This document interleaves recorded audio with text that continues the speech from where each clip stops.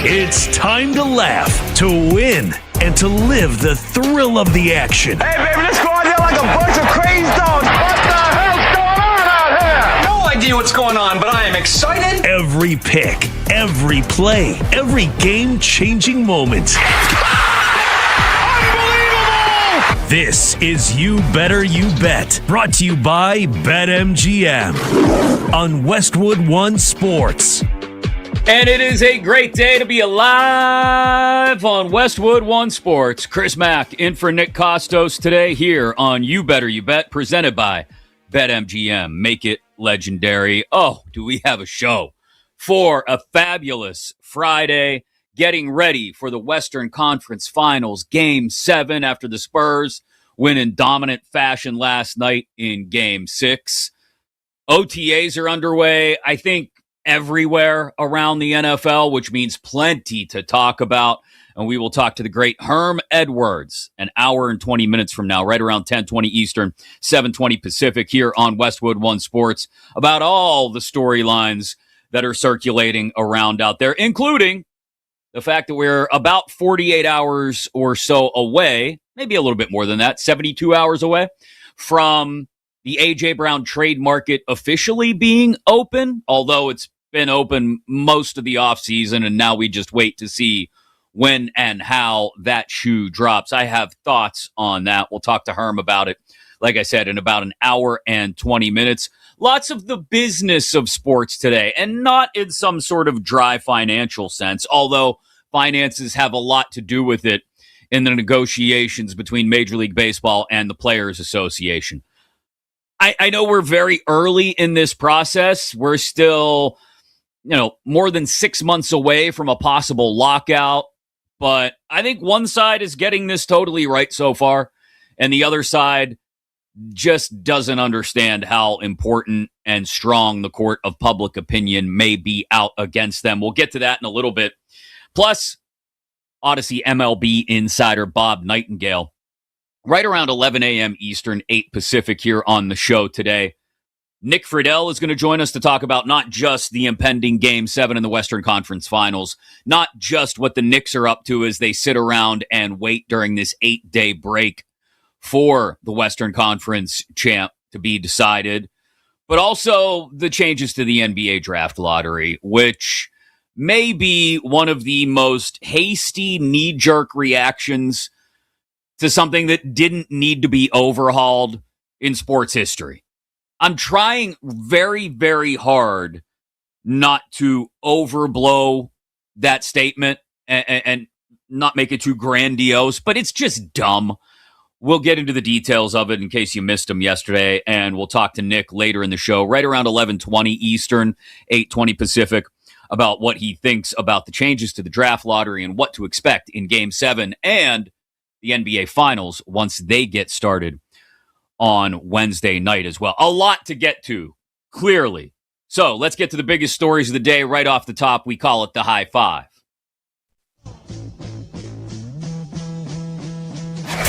Five. But it obviously does matter in every other regard. He is a lob threat. He offers something different for Jalen Brunson as a screener in the pick and roll. Cat can pop, can short roll, can roll as well to the basket. But Mitchell Robinson offers that screening and rolling gravity that's a different differentiation for the Knicks. That's Kevin O'Connor on, the Kevin O'Connor Show on YouTube, NBA analyst, talking about the impact yesterday of the news that we got that New York Knicks Mitchell Robinson broke his pinky. And there was no timeline immediately for when Robinson might be back.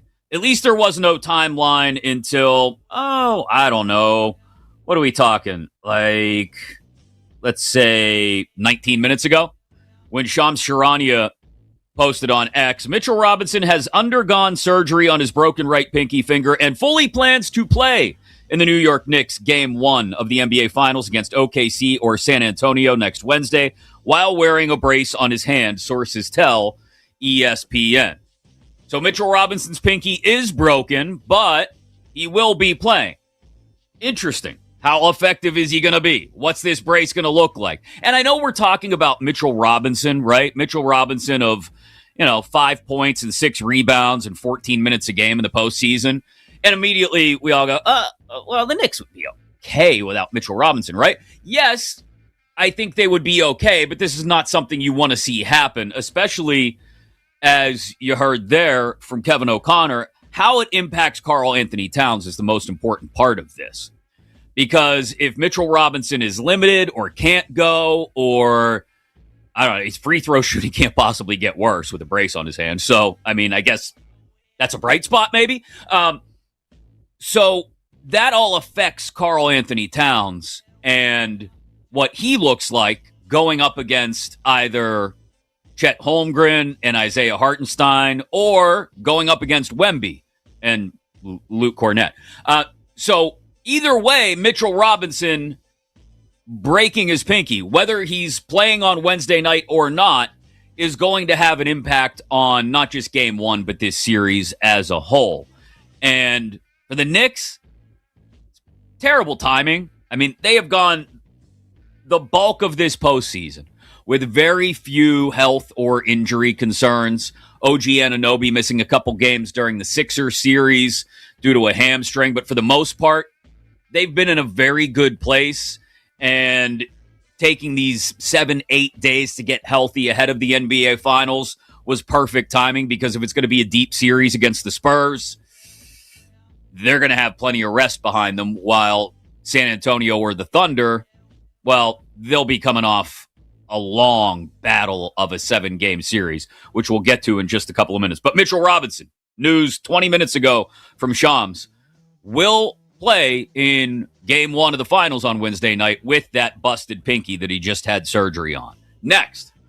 4. And this is something we've been waiting for a long time. The MLBPA came today with its proposal, and a lot of the things in there were not surprising. They want players to get paid more money. That's obviously a starting point for every negotiation when it comes to a union. That was Jeff Passan a couple days ago on the Pat McAfee show, breaking down the Players Association first proposal in this back and forth that we will get over the next 6 months plus between the players and Major League Baseball. And it was more or less what you expected from a union proposal. Salary floor mentioned, but no cap. Increasing minimum salaries, shortening the time on players coming into the league when they can become free agents. And those were two key components that were left out of the league's response yesterday. They did not mention increasing the minimum salary. They did not mention shortening the window before players can achieve true free agency. They did mention, though, and this is really, really important in my opinion, they did mention not just a cap, but a salary floor as well. Something that we've talked about coming to baseball for years. If you're my age, you've been talking about a cap in baseball for 30 plus years. It was one of the main reasons the 1994 season was never finished. RIP Expos. But this was played exactly right, in my opinion, by the owners and Major League Baseball. This is going to be Rob Manfred's Gary Bettman in 2004 moment. Look it up, kids, if you don't know what I'm talking about. The NHL was in a terrible place financially. And Gary Bettman and the NHL's owners stuck firm to, no, we are going to split the revenues 50-50, and we are going to ensure both a cap and a floor. No teams at the top that are wildly overspending. No teams at the bottom that refuse to spend enough.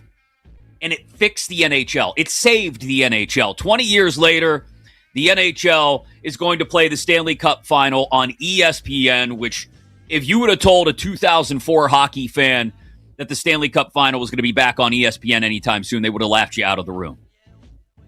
The NHL is in a much healthier place financially because of what Gary Bettman did 22 years ago. It's now Rob Manfred's turn. It's Rob Manfred's turn to get Major League Baseball to a spot where they have not just a cap and not just a floor, but both. And revenues are pulled, including local television revenues, and split equally, 50-50, between the players and the owners.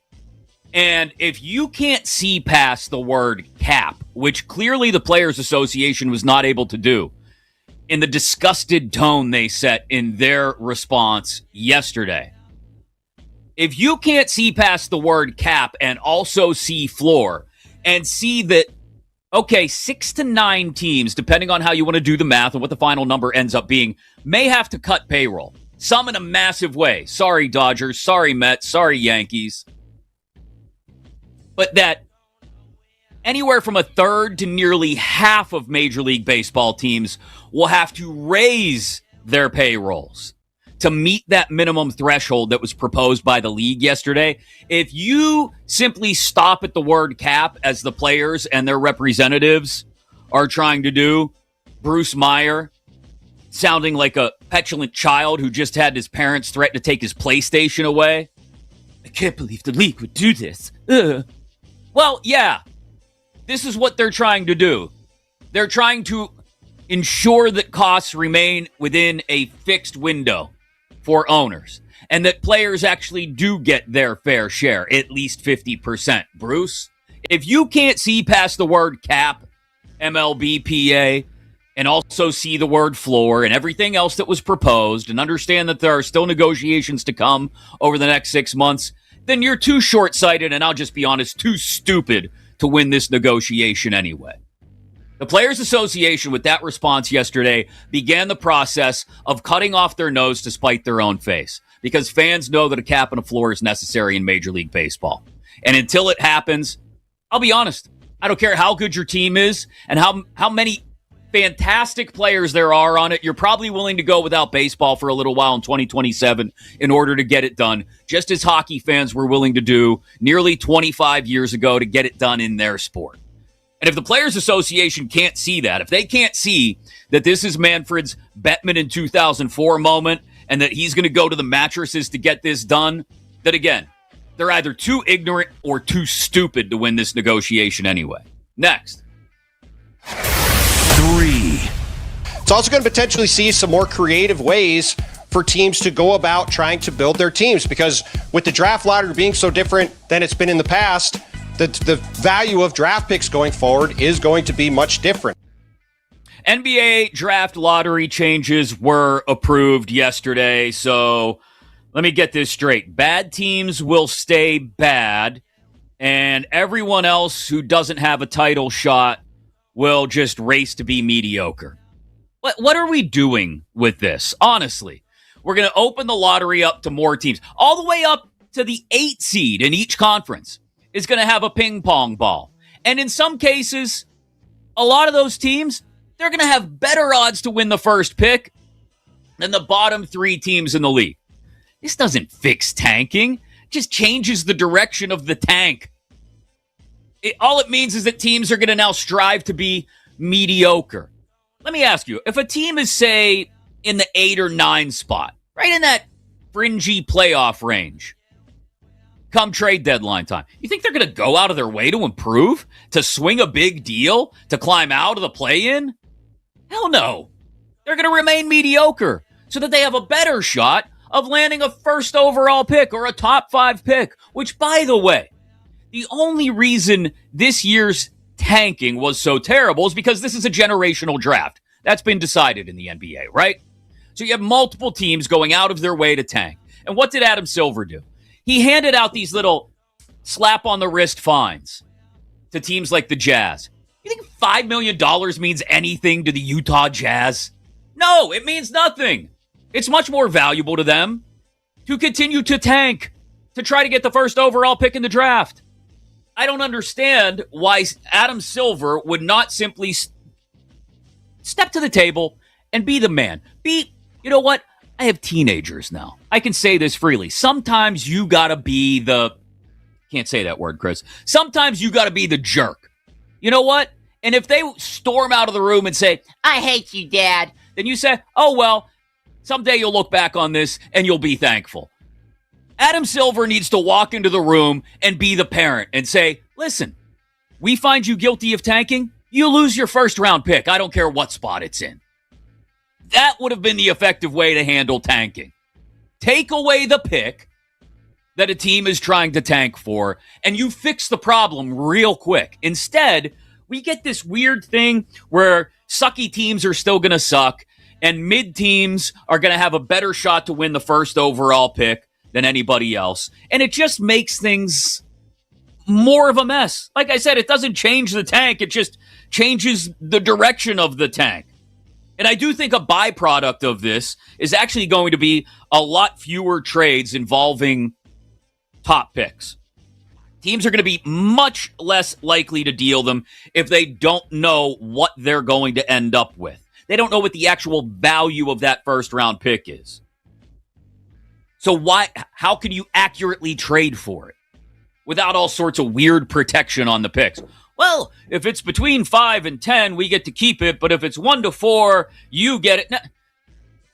We've just made a bigger mess out of everything. And we've made it more valuable to be mediocre than anything else. Great job, Adam. You fixed it. Next. 2. As far as Rasheed goes, we're aware of the situation. The league's aware of it. We've talked to the league. We get it. And as far as any further ado to that, there's been no talk about anything further. Andy Reid at Chiefs OTAs yesterday. And if you're wondering if you're watching the show on the YouTube stream, youtube.com/@thekostos, THEKOSTOS. Chris Mack in for Nick Kostos today here on Westwood One Sports, counting down the high five, the 5 biggest stories of the day right off the top of the show on You Better You Bet. If you're wondering why I played an Andy Reid clip and on the screen it says the A.J. Brown saga continues, it's because I think there's a way to add 2 and 2 here and actually get 4. I know a lot of people are going with the thought that the Eagles and the Pats, they're just sitting around waiting for June 1st, waiting for Monday to execute the trade of A.J. Brown to the New England Patriots. And that may be the case. And other people are going so far as to say, well, there's just really no market for A.J. Brown outside of the Patriots. That's it. And maybe that's the case. I find it hard to believe, though, that there aren't other AFC contenders trying to snag A.J. Brown out from underneath New England, especially if you are a team that considers yourself a contender and you're thin at wide receiver. Hey, Kansas City? Yeah, that's why I played the Rashee Rice clip. Baltimore? Yeah, you guys who missed the playoffs last year and the Patriots were in the playoffs? Maybe you need more depth at wide receiver. A.J. Brown is more than just depth at wide receiver. Bang, he steps in. He's your guaranteed number 1 go-to guy. And what if you're a division rival of the New England Patriots? No, I'm not talking about the Jets and the Dolphins. I'm talking about real football teams. I'm talking about the Buffalo Bills. I get it. You went out and got DJ Moore this offseason. That's a good start. But what else do you have around him? How much better would A.J. Brown and DJ Moore look than DJ Moore and Khalil Shakir and maybe Keon Coleman coming around? No, you should be making a call too. Buffalo, Kansas City, Baltimore. If you're an AFC contender, you should not just sit idly by and let the Patriots pluck A.J. Brown from the Eagles roster. You should be showing up on Howie Roseman's doorstep today, if not tomorrow morning at the latest, with an edible arrangement of some sort. Do it in the shape of his face. I don't care how you do it. Show up with whatever he wants. You should be on Howie Roseman's doorstep. Sorry, I really like fruit. Is there a problem with an edible arrangement? Show up on Howie Roseman's doorstep, telling him exactly what you'll do to take A.J. Brown off his hands before he gets dealt to New England at the soonest as Monday morning. Next. 1. The Spurs have pulled it off, and there will be a 7th game. Mike Tirico on NBC last night final call of the Spurs win over Oklahoma City. And I think there are a couple valuable questions to ask about this series that we can get into next here on Westwood One Sports. Chris Mack in for Nick Kostos today. Herm Edwards coming up in about an hour. Bob Nightingale, Nick Friedel to talk baseball and hoops in the final hour of the show. But coming up next here, and this will serve as our top story of the day here on Westwood One Sports. Has this Western Conference Finals series really lived up to the hype? Or has it been two teams just trying to figure out if they really are championship caliber this year? As recently as a few weeks ago, we were talking about the NBA Western Conference Finals being a de facto championship round. But does that still feel like the right answer to the final question on the test in this year's NBA postseason? That's next here on You Better You Bet on Westwood One Sports.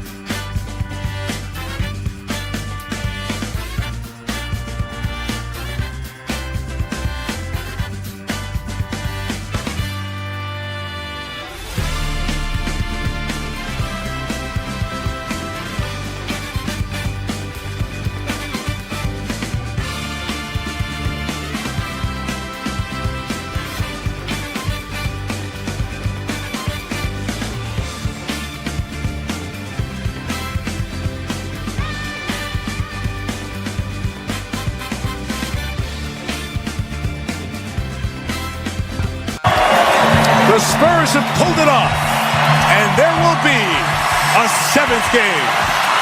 This is You Better You Bet, presented by BetMGM on Westwood One Sports. Mike Tirico on the call on NBC last night. As Kenny plays some Lil Wayne, I got to ask. I mentioned a couple minutes ago, as of a month ago, I was officially the father of not one, but 2 teenagers. And we've gotten to the point where we don't care what music they listen to. But it's still jarring to be in the car with your kids when, like, Lil Wayne's Lollipop comes on. And you're like, it's okay when I'm in the car by myself. I'm in the car by myself, nice day, windows down. So I let her lick the wrapper. And totally, whole thing. Like, if you're in traffic next to me at a red light, you're like, oh my God, that 40-something-year-old white dude just let her lick the wrapper. And you quickly try to, like, write on red so you can get away from me. With the kids in the car, no way. It's like, I hear the first beat drop. I'm like, next. Sorry, kids. I'll let you listen to a lot, and you can listen to it on your own. We ain't listening to Lil Wayne Lollipop together. Chris Mack in for Nick Kostos today here on You Better You Bet, presented by BetMGM, live across Westwood One Sports, whether it's in the Westwood One Sports app, Sirius XM Channel 375, or on whatever lovely affiliate you're listening on, including inside the Odyssey app, AUDACY. We appreciate you joining the show. Whether you got thoughts on Spurs Thunder Game 7, the impending NBA Finals, and how the Knicks handle whoever they may face, OTAs for your favorite football team, Herm Edwards going to join us in about 50 minutes. Baseball negotiations, because they're already getting messy 6 months before a possible lockout. Bob Nightingale joins us at 11 a.m. Eastern, 8 Pacific. Whatever it may be, jump on the phone. 310-840-4910. 310-840-4910. This segment, sponsored by Progressive Commercial Insurance, protecting your business vehicles 24/7. See if you can save at progressivecommercial.com. So we counted down the 5 biggest stories of the day in the high five to start the show, as I like to do. And number 1 was Spurs Thunder, obviously. But more the questions I have now about Spurs Thunder after watching this series play out the way it has. And our phenomenal executive producer, Bill Zimmerman, said something in the group chat yesterday afternoon. Actually, it was last night during the game. But I think he said he thought it was a spicy hot take. I thought it was, and it didn't take me long to think about it, pretty much right on point. And I'll read the text to you exactly. Hot take, Bill said. This series has actually kind of sucked. It's just one great game and 5 bleep games, and maybe Game 7 can save it. He's not wrong. This series that we thought was going to be a de facto NBA Finals, because the 1 seed in the East, they're not up to the task. And, the Celtics are out. And, it's just a cakewalk for the Knicks. That has fallen by the wayside. It feels like to me, anyway, over the last 10 days. This series has been, as Bill said, one really good game. Game 1 was fantastic. And we all went, yes, this is exactly what we thought it was going to be, man. This is going to be awesome. Thunder Spurs. We're going to get late game heroics. We're going to get multiple overtime games. We're going to go 7. And it doesn't matter who they face in the NBA Finals. They're going to take care of business. This is great. The true NBA champion is being decided in the Western Conference Finals. And the last 5 games have been, Each team has put their foot down on the opponent's throat and taken control of a game. And how many of these fourth quarters have actually been fun to watch? I mean, SGA's fallen asleep on the bench during the fourth quarter last night. That's an exaggeration. I don't want to get hit with a cease and desist, okay? But How could you not be falling asleep at home or probably already have turned the TV off halfway through the fourth quarter if you even got there? This series actually hasn't been all that great. And I think it's because both of these teams, I know the Thunder are coming off a title. But it also feels like you can't criticize them without Thunder fans and SGA fans crawling out of the woodwork to say, they just won a title. He's the MVP, back to back. Okay, nobody said A, the Thunder aren't a great team. And nobody said SGA wasn't worthy of MVP. Maybe some people are saying that. But nobody in their right mind is going to make those arguments. Let's ignore the bots on Twitter and talk to actual humans. I think most people would agree with you. The Thunder are a great team. SGA is worthy of a back-to-back MVP award. And that's coming from somebody who thinks that he flops. He's still worthy of an MVP, in my opinion. So nobody's disparaging the Thunder. Again, do not want to cease and desist. Please, Mr. Gilgeous-Alexander and your representatives, please let me be clear. I ain't got money for a lawyer. I'm filling in for Nick on a Friday morning. I ain't got the money for a lawyer. Anyway, it is still valid to wonder if this year's Thunder team, despite how deep they are, despite how talented they are, really look like a championship caliber squad against the Spurs. It's also fair to question whether the Spurs look like a championship caliber squad against, well, last year's champs, the Thunder.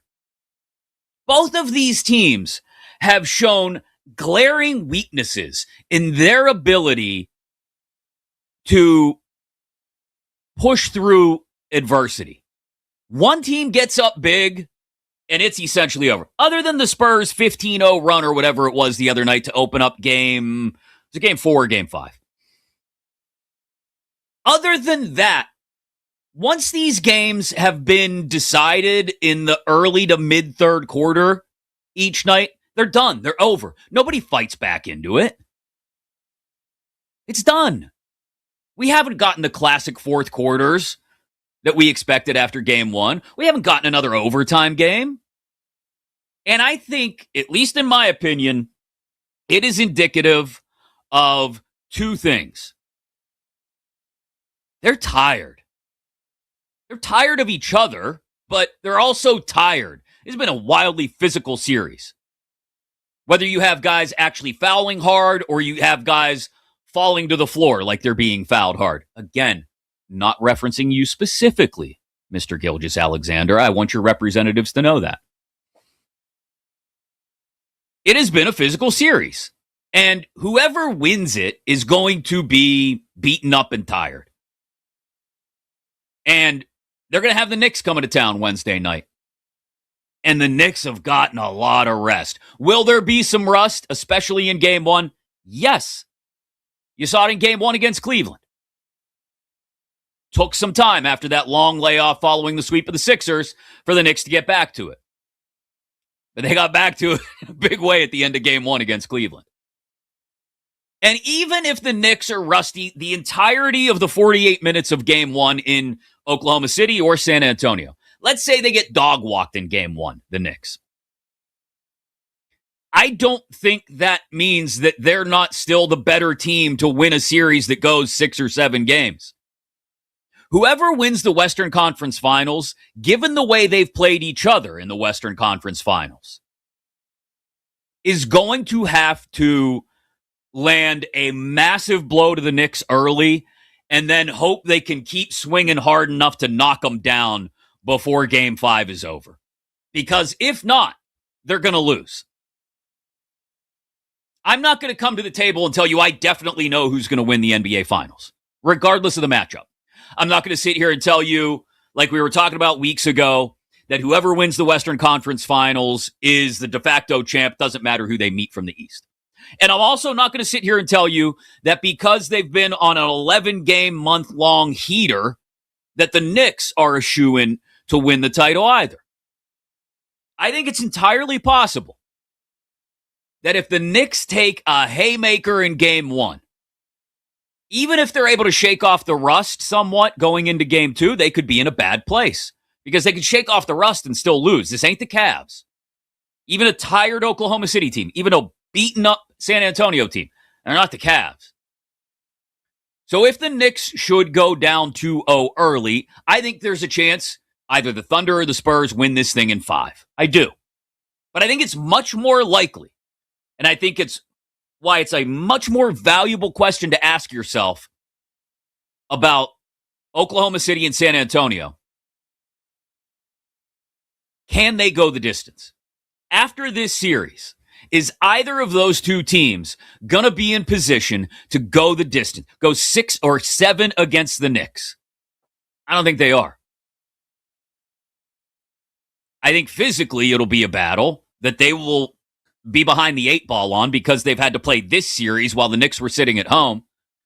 And I also think mentally, both of these teams, and the Thunder is still relatively young. I know they have rings from last year, but they're still relatively young. And the Spurs are young. We know that.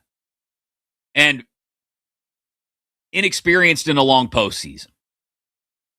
I think both of these teams are showing mental fatigue. And there's no better indicator of that than when they get down in the third quarter, they just throw their hands up. The fight stops. They go back into the corner. Mick throws the towel. That's it. It's all done. And I don't know if either one of these two teams right now, as they're currently playing against each other, has the mental toughness that builds up after several long postseason runs, with or without titles gained. If either one of them has the mental toughness that you build up after several long postseason runs that the Knicks have. The Knicks, they're the battle-tested ones. I don't care what you say about the Thunder winning the title last year. And it's why I like the Knicks. I'm not guaranteeing it. I know I laid out the case that if the Knicks get punched in the mouth early, it could go the other way. But neither one of these two teams, the Spurs or the Thunder right now, looks like the team that we thought they were 3 weeks ago. So I think it's fair to question whether either one of them is built, mentally anyway, to beat the Knicks. Chris Mack in for Nick Kostos today here on Westwood One Sports. It is You Better You Bet. Live inside the Westwood One Sports app. Make sure you've got it downloaded so you can take us with you wherever you're going, whatever you're doing this weekend and every single day of the week. Coming up in about 40 minutes, ESPN NFL analyst Herm Edwards going to talk to us about everything going on at OTAs around the league, what he thinks about this ongoing A.J. Brown to New England saga. Speaking of which, we're down to about less than 72 hours until A.J. Brown can officially be traded. Is anyone interested besides New England? I'll tell you who should be. That's next, right here on You Better You Bet on Westwood One Sports.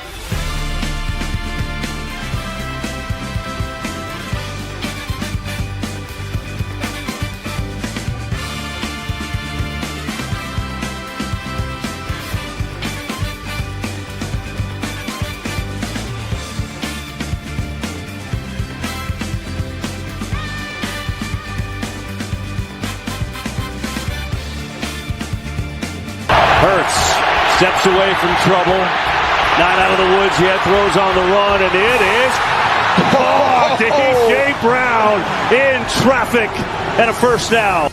Welcome back to You Better You Bet on Westwood One Sports. Kevin Burkhardt and Tom Brady on the call on Fox. You got a full-on, he's going deep, and you got the Tom Brady, not a full-on, you got a like a 6.5 on the Richter scale. Kind of Tom Brady call. It is Westwood One Sports. Chris Mack in for Nick Kostos here on You Better You Bet. Coming up in about 35 minutes, Herm Edwards to talk about everything going on in the NFL. And in just a second, I tell you exactly why there should not just be a one-team market on A.J. Brown. I think it's ridiculous. There are at least 2 or 3 other teams that should be in on this thing. We'll get into it in a second. From top-seeded showdowns to stunning upsets, you can make every French Open match unforgettable. How about an odds boost token to get you started inside your BetMGM app? Activate that token on any French Open bet, and you'll receive a bigger payout if that bet wins. All inside the BetMGM app today. Download it. Hey, maybe you had that upset of Yannick Sinner. I think it was originally open at 33-1. At one point got to 100-1 during the match live. Tyler is telling me. I mean, now odds boost that. Oh, baby. So if you're into French Open, by all means, get inside the BetMGM app and get it done today. A little bit later, I really think there's only one side negotiating in good faith in this whole MLB back and forth. Bob Nightingale will join us at 11 a.m. Eastern. Back into Spurs Thunder with Odyssey NBA insider Nick Friedel coming up in the final hour as well. First time in San Juan, mi hijo. I can't get the Puerto Rico song out of my head. And the fact that it's just AI slop, that some guy, actually from my hometown of Pittsburgh, imagine that, a Yinzer throwing together some AI slop and turning it into a viral trend. Capital of Puerto Rico is driving me nuts. I cannot open Instagram, TikTok, anything without seeing that thing. Also, can't open any kind of social media without being reminded that June 1st is now just about a little more than 48 hours away. Which means A.J. Brown can be traded officially to New England. And we've all just kind of assumed that that's the deal, right? A.J. Brown's going to the Patriots. It's done and dusted, cooked, over with. It's going to happen. Just waiting to make things official. But here, we've seen plenty of post-June 1st maneuvers get announced pre-June 1st in the past. Maybe there's a difference somewhere in the language of the CBA that they're not allowed to do that anymore. I don't know. But I do find it interesting that this is continuing to play out. Now, maybe that's because it really is a one-team market and the Eagles haven't gotten a great offer from the Patriots. So they're going to sit and wait and wait and wait. And just to be clear, they don't have to, as of 12:01 a.m. on Monday morning, call up New England and say, okay, let's do it. They can sit and wait on this thing if they want. And if they're not getting a great offer from the Patriots, that's what they should do. And there are at least 2 or 3 other teams that should be in on A.J. Brown. I don't understand why they're not. There are at least 3 contending teams in the AFC that are precariously thin at the wide receiver position and should be willing to make this move. 2 of whom missed the playoffs last year but are still considered perennial contenders. The Kansas City Chiefs, who, by the way, one of their top 2 wide receivers is in jail right now. Makes it kind of hard to attend OTAs, doesn't it, Rasheed? And the Ravens, who, I get it, they made a couple secondary level moves at the wide receiver position. I think Elijah Surratt could be really good, but rookie, we'll see where that goes. They don't have a number 1 guy. I know Zay Flowers can at times play like one. Bateman had a couple games where he popped off this year. But imagine adding A.J. Brown to that mix. That is a guaranteed lock, stock, smoking a number one wide receiver if the Ravens would make a move on it. Same thing goes in Kansas City where, like I said, Rashee Rice is in jail and the receiver room is a shambles beyond Xavier Worthy. And how about Buffalo? You're in the same division as the Patriots. I get it. You went out and got DJ Moore, and golf clap for that effort. I actually think DJ Moore could be really good with Josh Allen. But what else is going on in that receiver room? Let's pull up the depth chart. Let's play how many Bills receivers can you name? Okay, DJ Moore. Yep, you got that. Because I just said it. Keon Coleman. Yeah, the guy that the owner threw under a bus 4 months ago. Khalil Shakir. Ooh, yeah, that's fun. And then what? The carcass of McCole Hardman? The ghost of Josh Palmer? What are we doing here? Why would you not? Not just for the express purpose of acquiring A.J. Brown. If you are the Buffalo Bills, forget just acquiring A.J. Brown and how that lifts your receiving core up while you're still in Josh Allen's Super Bowl window. But if you're Brandon Beane, why are you not doing all you can to make this move? Granted, maybe A.J. Brown's like, oh, hell no, I don't want to play in Buffalo. And that makes it difficult. But I find that part hard to believe. Maybe A.J. Brown really is the problem here, right? Maybe he's the one saying, nah, I don't want to go to Buffalo. I don't want to go to Kansas City. I don't want to go to Baltimore. I want to go work with my guy Vrabel. That is a possibility that we can't ignore. But I got to think A.J. Brown will be happy to go to any contender that's willing to pay him and make him the focal point of the pass game, which each and every one of those three teams would do. Like, it's malpractice. It is management malpractice. If any of those three are not reaching out, Kansas City, Baltimore, Buffalo, to Howie Roseman this weekend, and I mean texting, calling, emailing, showing up at his front door, showing up at his kid's soccer game on Saturday morning, or whatever it may be. Our guy Dan, one of our producers in the chat, mentioned Jacksonville too. You know, Jacksonville is a team that, if they're not going to use Travis Hunter at wide receiver at all, okay, I get what you're saying about needing another piece at wide receiver, but I don't think A.J. Brown has any interest in going to Jacksonville. So I removed them from the conversation. That one didn't add up for me. Coming up around 10:20 Eastern, so 25 minutes from now, we'll talk to the great Herm Edwards. What's he think about this A.J. Brown story and whether it gets done as soon as Monday? But coming up, the business of baseball could get ugly, and the NBA draft lottery has already gotten dumb. We break down what all these changes, both possible and now official, mean next on Westwood One Sports.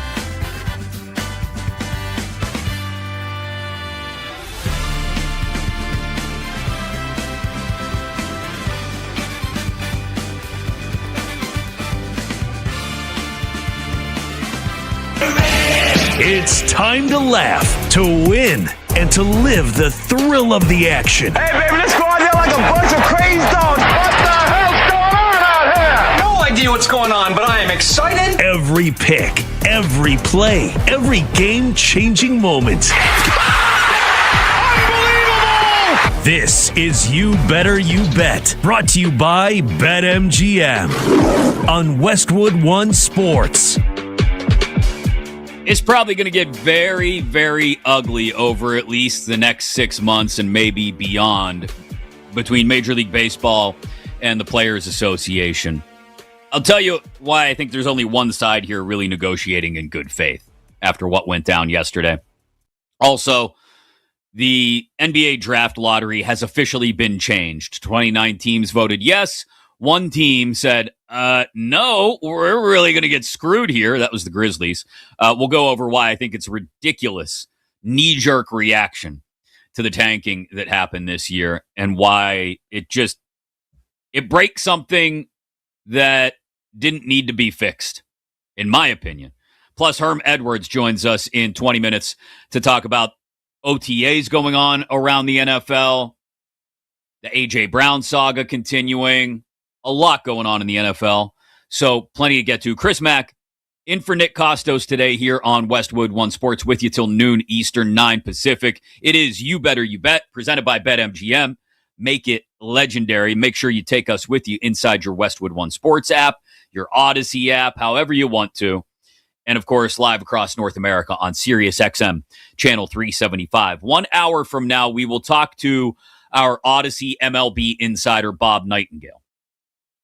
And I read his column this morning, and it tells me that Bob may be coming down on one side differently than I am.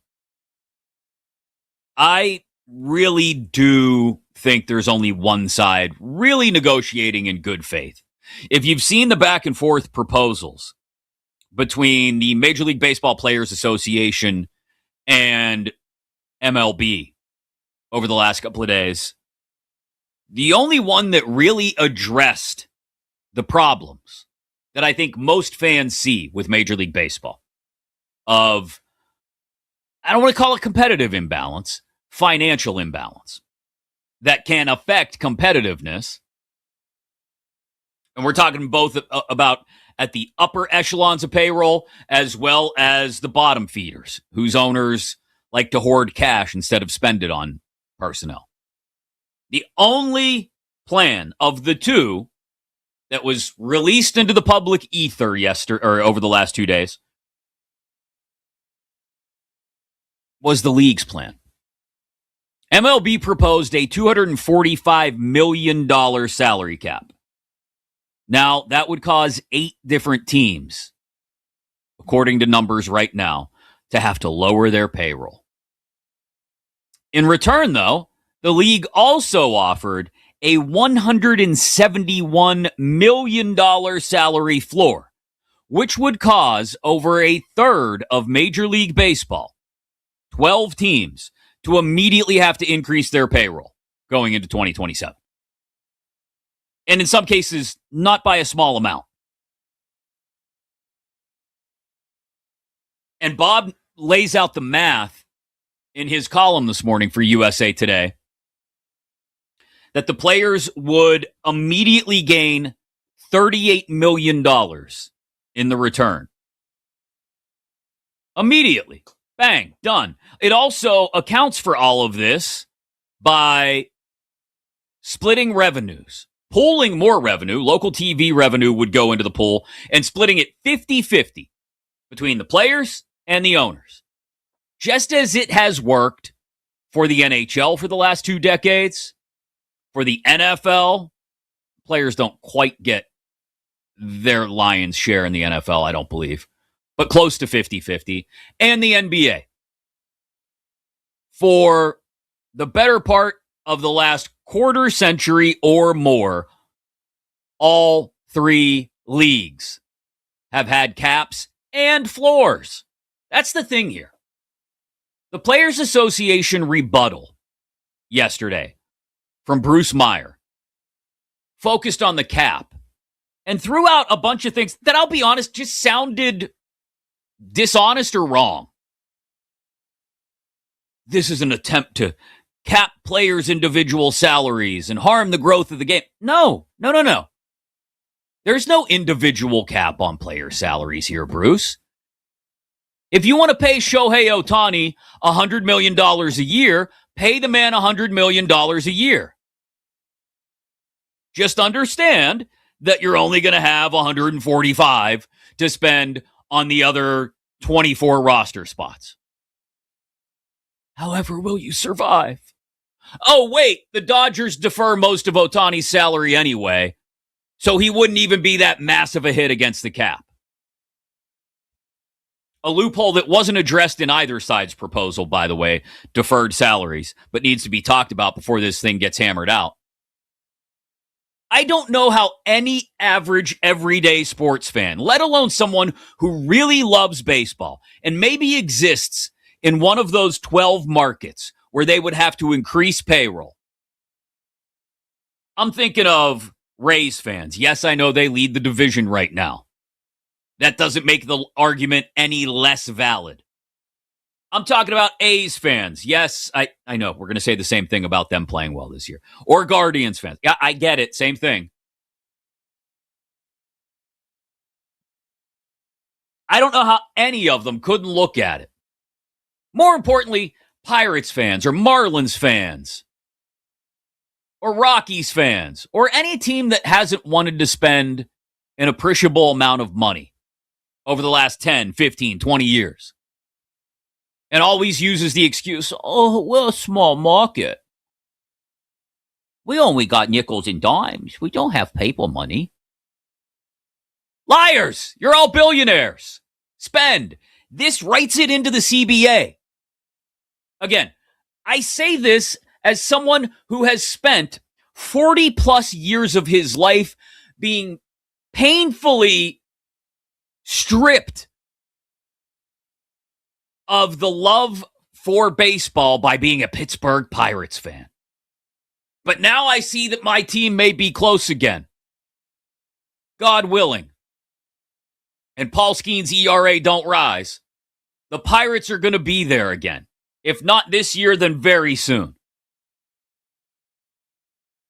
All they got to do is spend a little more money to make the roster around him that much better. They kind of showed they're willing to do it a little bit this offseason with guys like Ryan O'Hearn and Brandon Lau.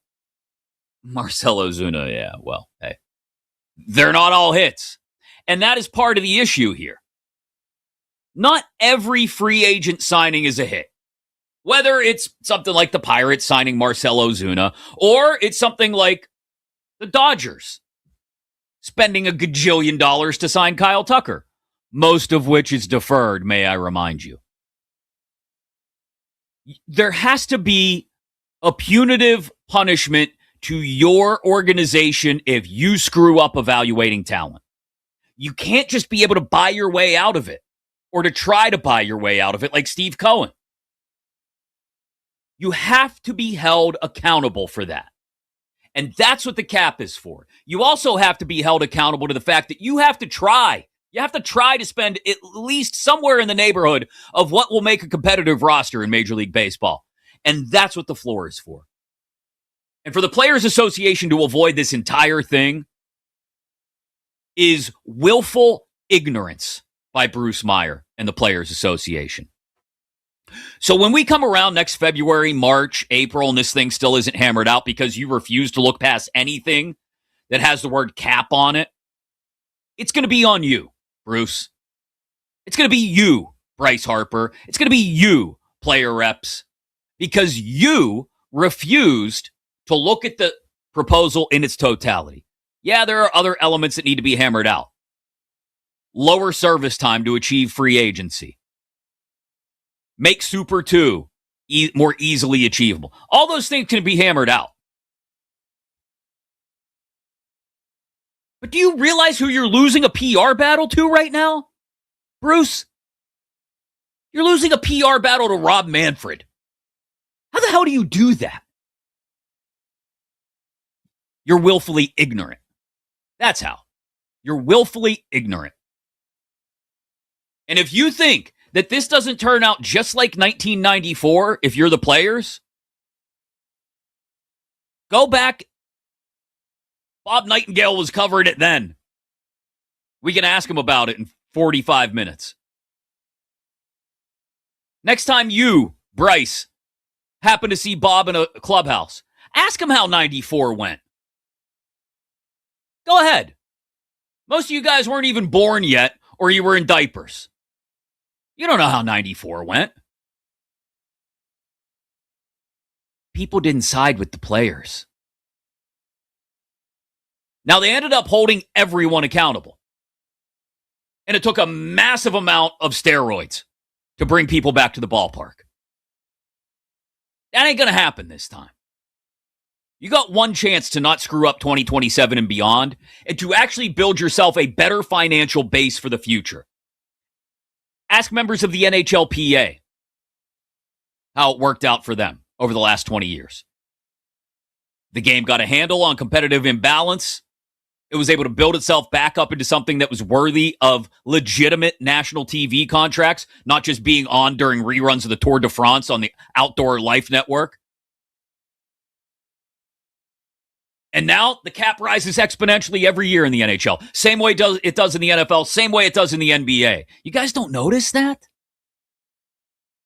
It's willful ignorance. Anyway, speaking of stupidity, or maybe willful ignorance, the NBA has adjusted the draft lottery system. You heard about this over the last couple of weeks. Board of Governors made it official yesterday. It's the 3-2-1 lottery is what they're calling it. So the bottom three teams in the league will receive fewer ping pong balls than teams 4 through 10. Make that make sense to me. And you'll even have teams as high as the 8th seed in the play-in round involved in the lottery. Now, they'll have less of a chance, but we're rewarding mediocrity. That's what this does. It rewards mediocrity. It also makes it damn near impossible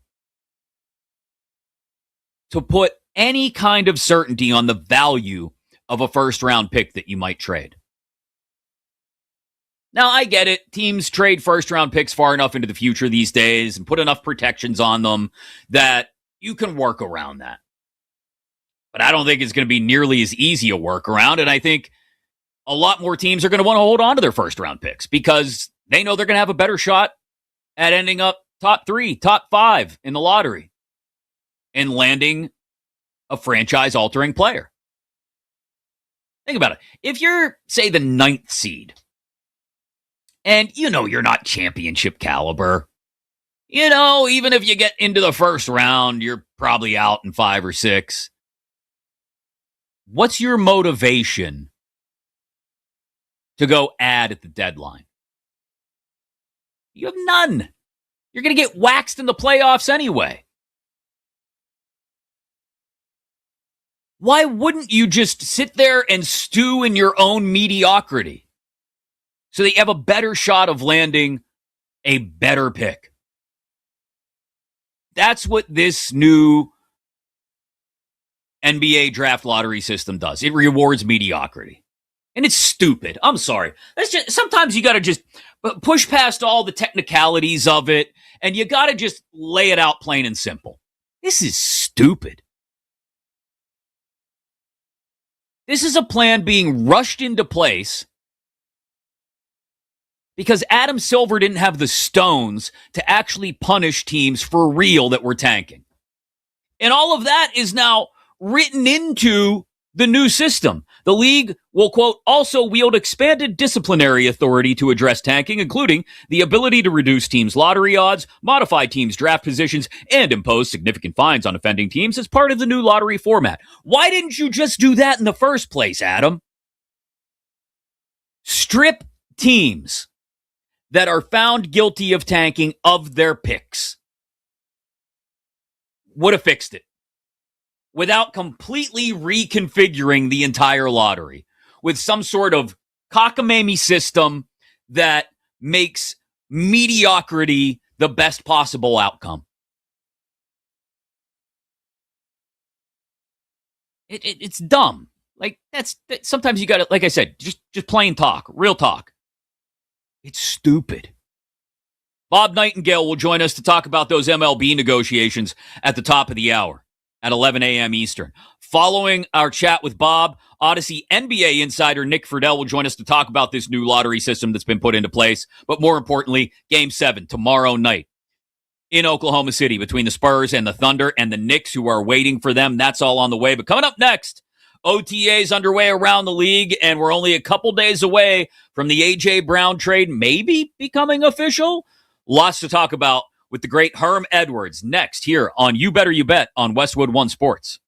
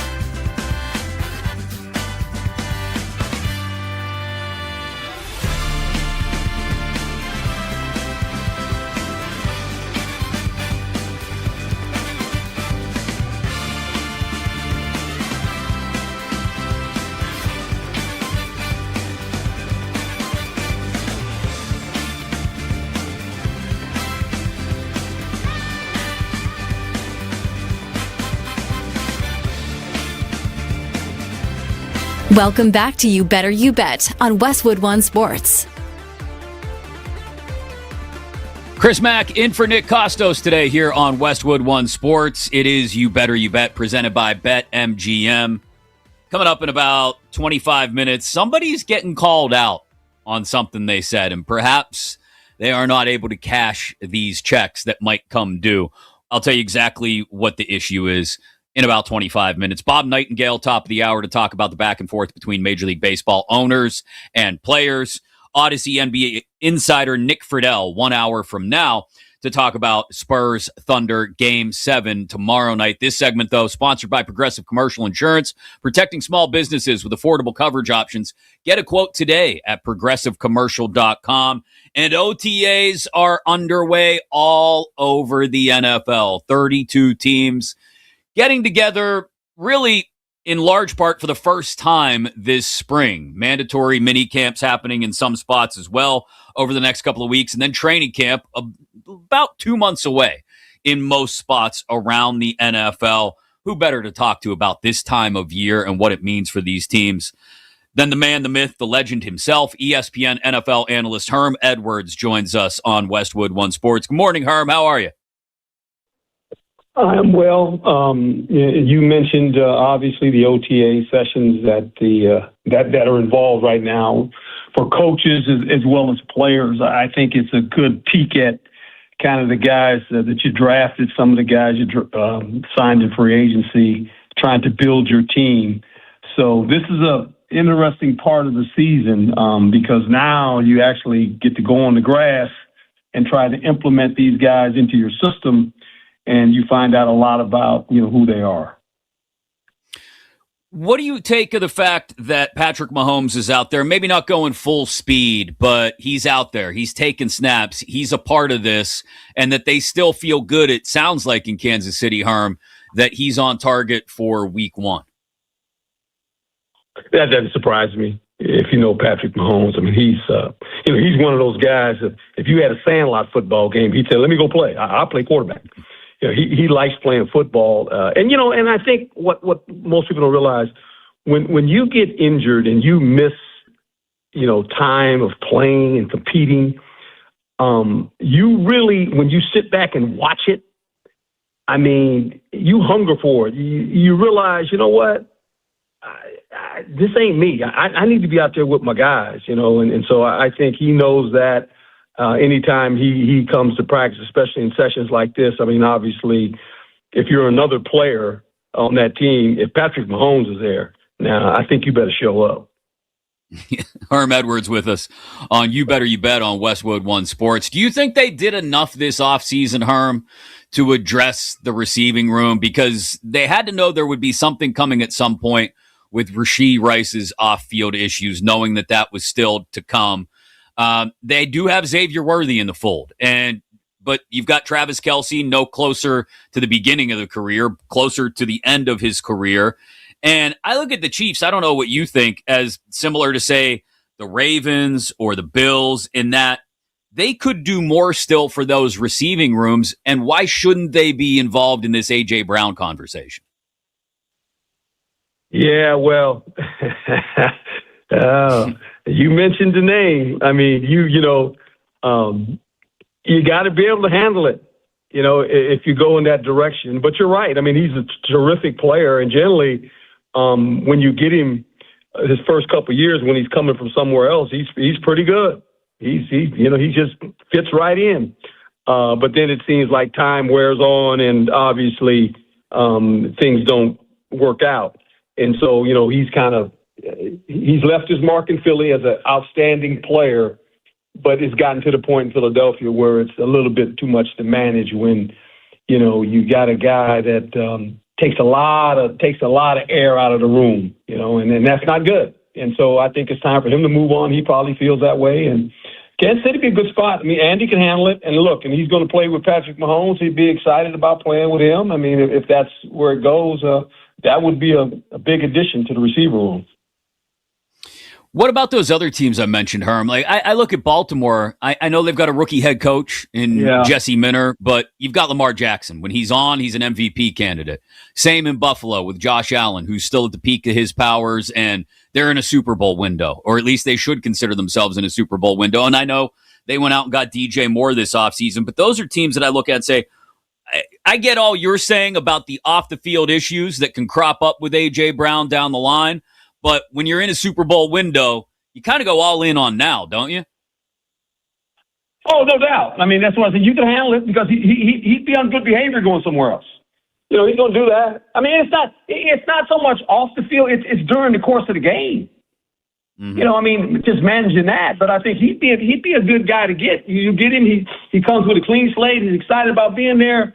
You mentioned the Ravens, and I've said this numerous times. I've been on air. You know, we've talked these same situations. Is that when I look at Baltimore now, this is all on Lamar Jackson. This is Lamar. They got rid of a coach that's a really good football coach. So it's on you.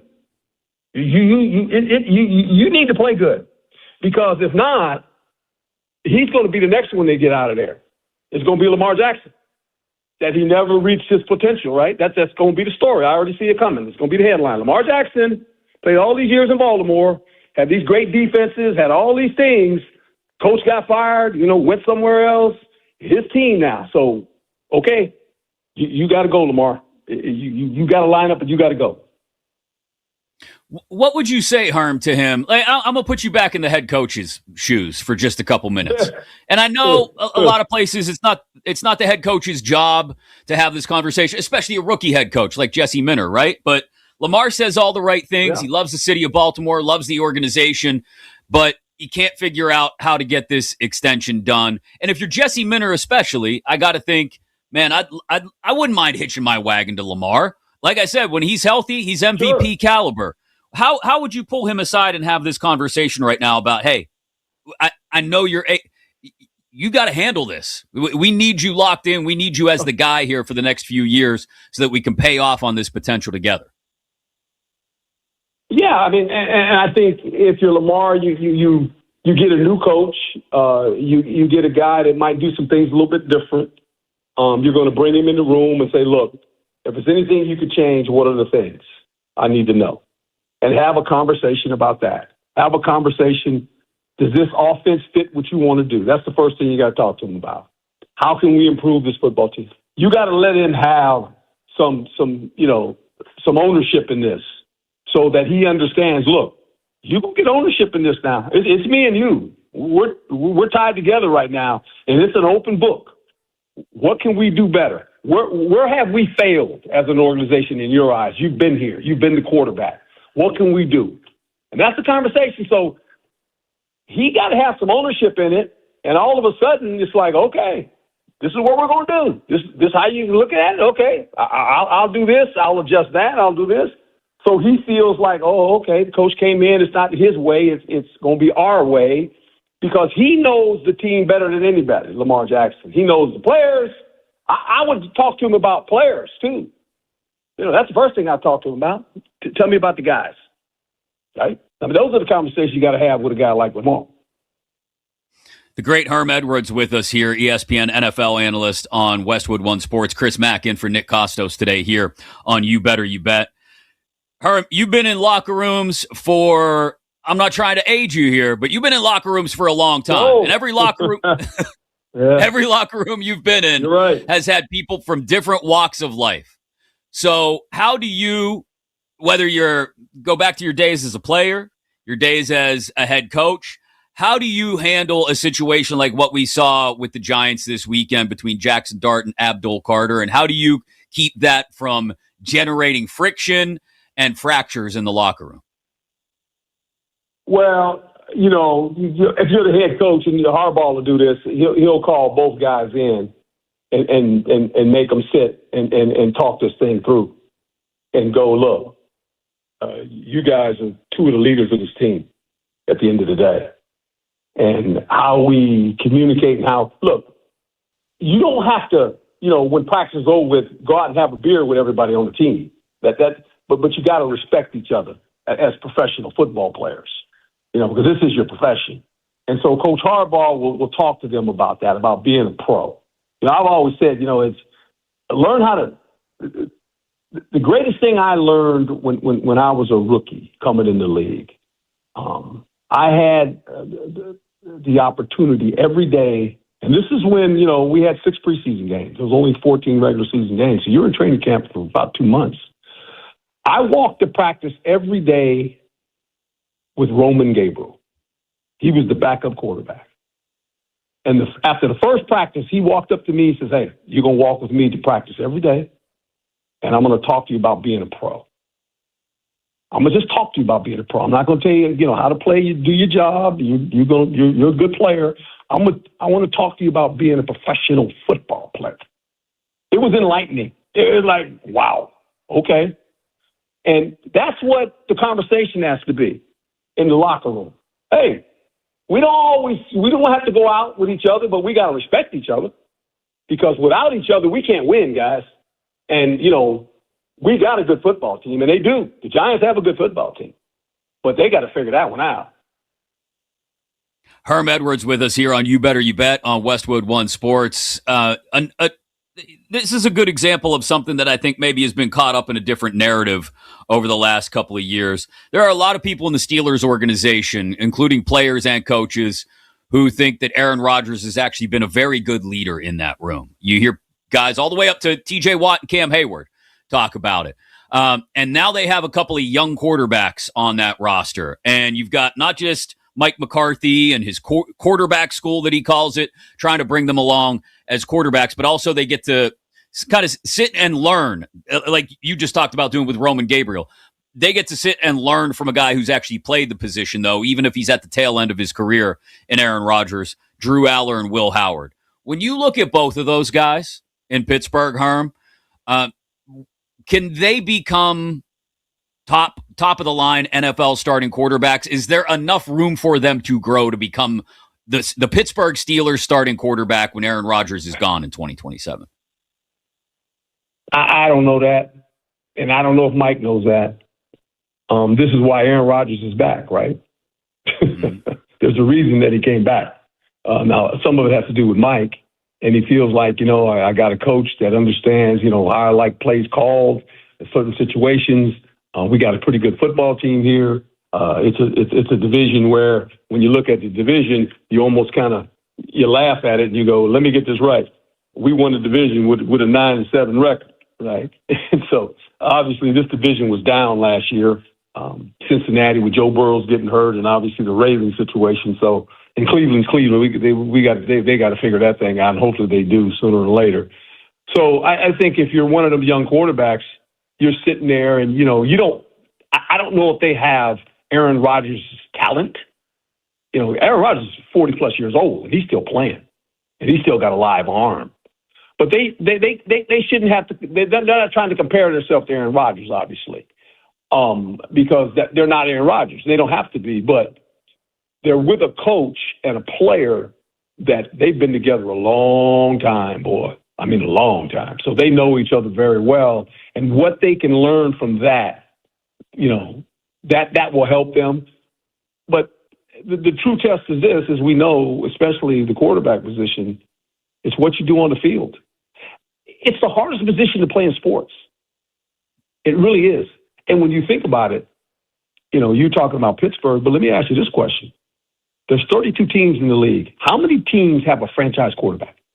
A guy that they can say, this is our guy for the next 10 years. You just said it. You went, yeah, right. Half a dozen, maybe? That's how hard it is. But that's what I'm saying. And I say it every year. I said, guys, there's not 32 franchise quarterbacks. There's never been in the history of the National Football League. And if you got one, you smile because you go, ooh, I'm on a 10-year run if I can keep him up. I got 10 years in my back pocket with this guy. And then you know it. And you know what else? Who knows it? The players know it. The players know it. And so, you go, we got a shot. Now, if you don't and you're always grooming another young quarterback, you're hoping that maybe we find a guy. But think about the Pittsburgh Steelers. They had Terry Bradshaw, Big Ben, then they stumbled around, and then they got Aaron Rodgers. But think of all the other quarterbacks that have come through there. I played against Bradshaw, that Super Bowl era. Them dudes were really good. And then they had Big Ben. And then after that, it's kind of been, well, we're looking for this quarterback. It's right? Like wandering through a desert looking for water. Like you said, if you don't have it, that's all you're looking for, and that's all you can think about is that quarterback. Saturday night, when you go to bed, before the game as a coach, you're talking to You're thirsty. You're going, oh, boy. when you got a good quarterback, you go to sleep right away. You just sleep, boy, it's pleasant sleep. You can't wait till tomorrow.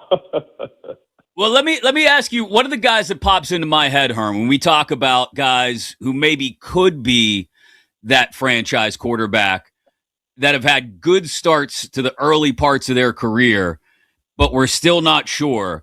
I see one in each conference. I see C.J. Stroud in the AFC. I see Jaden Daniels in the NFC.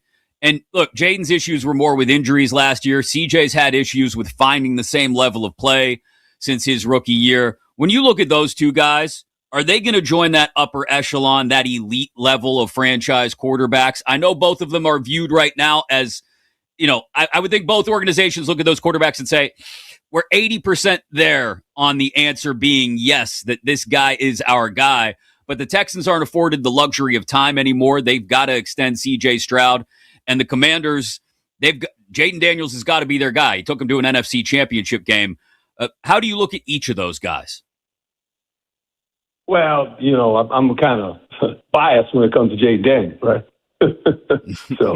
But because he played for me. I started him as a freshman. All the coaches looked at me like I was crazy. They said, "What are you doing?" I said, "Guys, what do you mean what I'm doing? He's the best player. He's the best player. He's gonna play. That's how it works with me. The best player is play. I don't care about freshman, sophomore, rookie. I don't care about all that stuff. Who's the best player? He's the best player. Let him play." Yeah, if Jaden stays healthy, and he, and in college, be quite honest, he wasn't hurt. I mean, he was always available. So a lot of people are, hey, he's always hurt. No, he's not. But they're legit with him.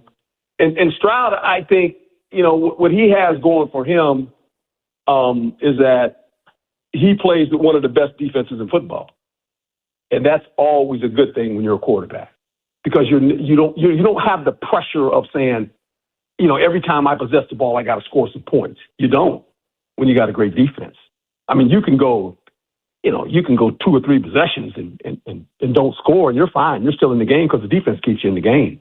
Now, how will can he continue to improve and all of a sudden give this defense a lead? Let the defense start playing with a lead, because then it becomes even more beneficial to him and the organization. So I still want to see CJ. I mean, you see some glimpses, and then you see some wait a minute. Decision-making, obviously. Talent-wise, that's all there. And it becomes, at the end of the day, with the quarterback, the decisions you make in big moments, And then the big moments, are you the guy? Because that's what it means. The big throw on third down, in the red zone. All those, the little things matter as far as the big things, is like the situations. Can you handle it? I want to see him do that. Herm, great stuff, man. I could sit here and talk to you all day, but I don't want to take up the rest of your morning. Appreciate your insight. Appreciate you taking the time, and we'll catch up again soon. Thank you again. Thank you, my friend. Herm Edwards, ESPN NFL analyst, of course, played in the league, coached in the league, knows ball. And I think I'm right there with it. How many franchise quarterbacks are there really in the NFL right now? Bill and Kenny are arguing about it right now off air in the chat. I mean, half a dozen, maybe. Coming up next here on Westwood One Sports, Chris Mack in for Nick Kostos on You Better You Bet. Somebody gets called out on their BS. That's next here on Westwood One Sports.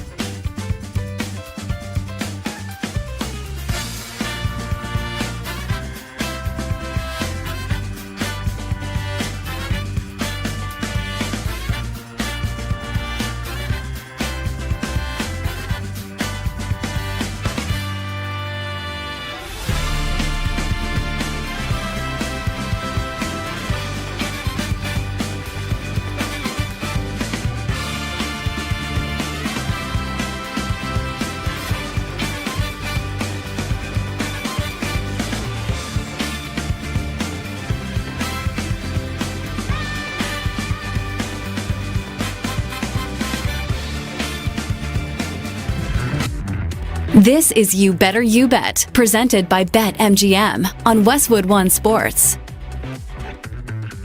Somebody's going to get called out on their BS in just a second. Actually, they already have been. And we'll talk about it in just a moment. Here on You Better You Bet on Westwood One Sports. Chris Mack in for Nick Kostos today. Bob Nightingale at the top of the hour in about 15 minutes to talk about the back and forth between Major League Baseball owners and players. And then Nick Friedel, Odyssey NBA insider, to talk Game 7, Spurs Thunder, and the new NBA draft lottery that has been approved by the Board of Governors. From top-seeded showdowns to stunning upsets, you can make every French Open match unforgettable. Get an odds boost token right now to get you started inside your BetMGM app and activate it on any French Open bet, and you'll receive a bigger payout if that bet wins. All of it's right now waiting for you inside the BetMGM app. Download it today and make it legendary. Before we get to somebody getting called on their BS, I did want to bring this up. Claude Lemieux died yesterday at the age of 60. And if you're under the age, Bill and I talked about this before the show, I'm guessing if you're under the age of like 35, you probably don't really remember Claude Lemieux at all. Won a Stanley Cup, I believe it may have been his rookie year in 1986 with the Canadiens in Montreal. Also won one and the Conn Smythe Trophy, his playoff MVP in 1995 with the New Jersey Devils. A second cup with the Devils, a fourth one with the Avalanche as well before the end of his career. 21 years in the NHL. And he was a classic example, Claude Lemieux, of a guy you loved if he was on your team. Absolutely loved. Devils fans, especially in the late 90s, loved Claude Lemieux. Everyone else in the league hated him, especially Red Wings fans. If you remember the infamous check from behind on Chris Draper in, I believe it was the 95 Western Conference Finals. I may have the round of the playoffs wrong, but here nor there. He was the embodiment of everything those Devils teams were, alongside Scott Stevens and Scott Niedermayer later. Martin Brodeur, for that matter, as well. I'll be honest, as a guy who grew up watching a lot of hockey of that era, because I was in high school and college, it was sometimes really boring hockey, but it was also nasty hockey. And that still exists in the playoffs from time to time. But go back, watch that documentary. I can't remember what it's called. It's an ESPN for 30 for 30, I believe, about the Red Wings Avalanche rivalry in the late 90s. That's playoff hockey. Like Chris Osgood and Patrick Waugh at center ice pounding away while there's a line brawl happening, just trying to knock each other out. And the style of play, again, is what helped accelerate the NHL towards its early 2000s downfall that, like I mentioned earlier, Gary Bettman had to help build it back up from with that massive lockout in 2004. But at a time when hockey was still brutal at times, Claude Lemieux was as brutal as anybody if you were an opponent stepping on the ice. And the unfortunate part of this is not just the death of Claude Lemieux, but the Palm Beach County Sheriff's Office is reporting that they showed up at a furniture showroom owned by Lemieux and his wife to the call of a suicide attempt, which is terrible news. So just a reminder, guys, I know as men especially, we're supposed to ignore mental health like it doesn't matter at all. I'm a man, I'm fine, I'm good. No. 988 is the suicide and crisis lifeline. Answers 24 hours a day, 7 days a week. If you start to feel those feelings at all, reach out to a friend, a loved one, a family member, or like I said, 988. Because Claude Lemieux was just being honored in Montreal before Game 3 of the Eastern Conference Final, which is wild. And a few days later, he's gone. So just wanted to bring up Claude Lemieux. I did also want to bring up the idea of someone being called on their BS. Steve Sarkisian's getting called on his BS. This is fantastic. Sark wanted to talk smack about the schedule of Texas Tech and tried to do so in a cutesy roundabout way, criticizing their schedule and how they'll be a playoff team because they don't play anybody, and the soft schedule they play in the Big 12. Well, he's getting called on it. Texas Tech has been more than happy to come out into the open and has said, hey, we got Texas State and Abilene Christian on the schedule the first couple weeks of the year. We are happy to offer buyouts to those teams for those games, cancel them, and play Texas. If not in Lubbock, then hey, let's make it a neutral site deal in Arlington at AT&T Stadium. And now Sark hitting that back pedal, baby. Hitting that 3-step drop just like back when he was playing. Looks like a dummy. Steve Sarkisian hasn't won anything at Texas. So, you want to take... This is a classic example of punching down. Why are you doing it? Why? You're Texas. You can punch up. That's what you do. And there are probably about 5 to 6 teams. More, some would argue, based on the fact that, Sark, you ain't won crap at Texas, who you can punch up on. Punch up on them. You're punching down on Tech? And that's not a knock on the Red Raiders either. That football program has built itself into something. They have cashed in a lot of oil wells to build that program into something.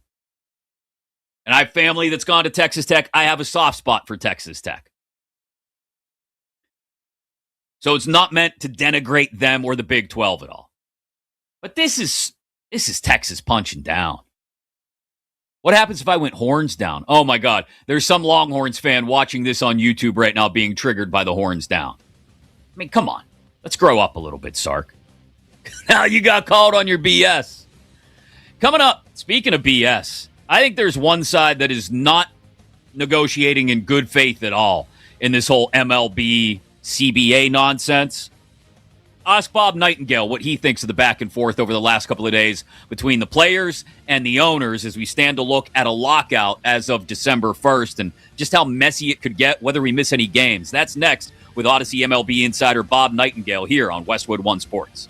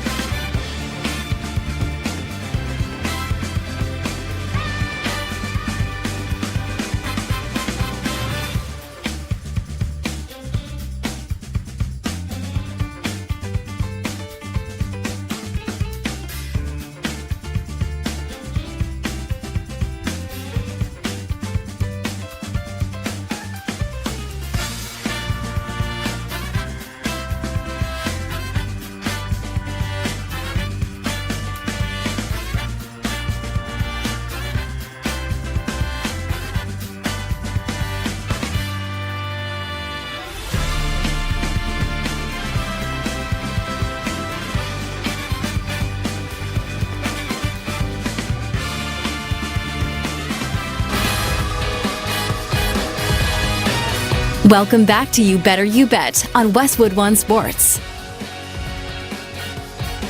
And here we go, the final hour of the show on a fabulous Friday. It is the Power Hour on You Better You Bet.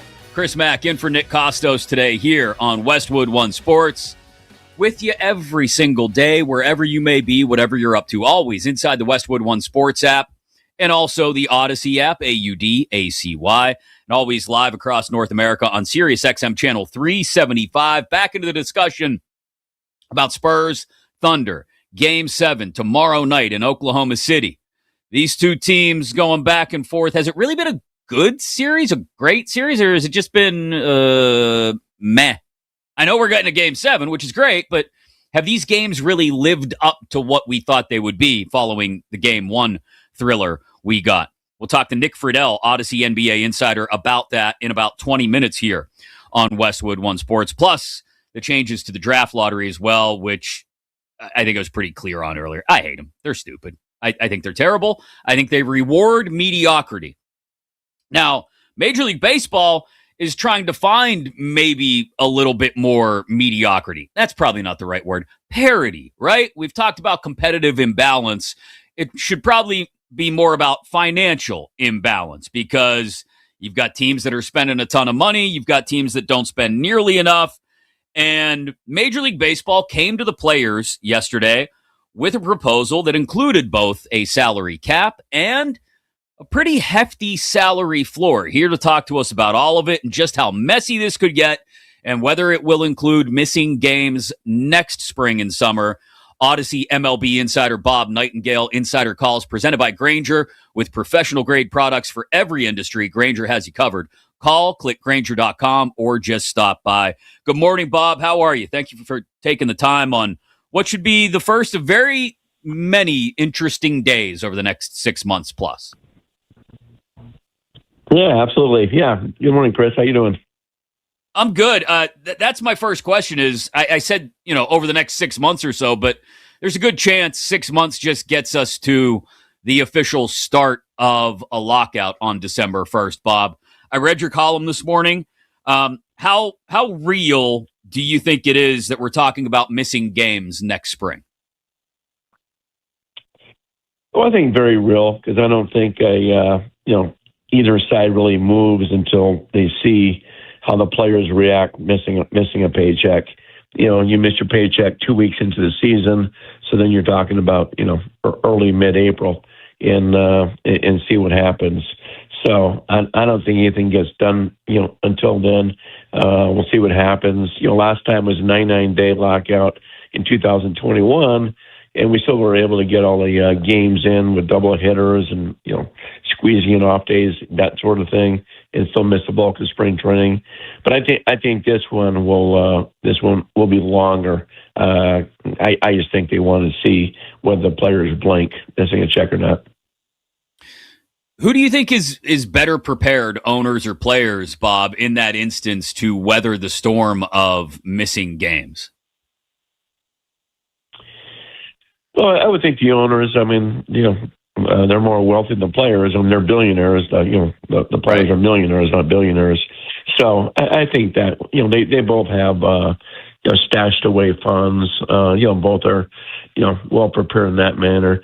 It's just a case where, if you're whether you're a Kyle Tucker, Juan Soto, that sort of thing, when you're missing paychecks, you're making over, $60 million a year, you have to get that money back. If you're a young player, you start worrying about it.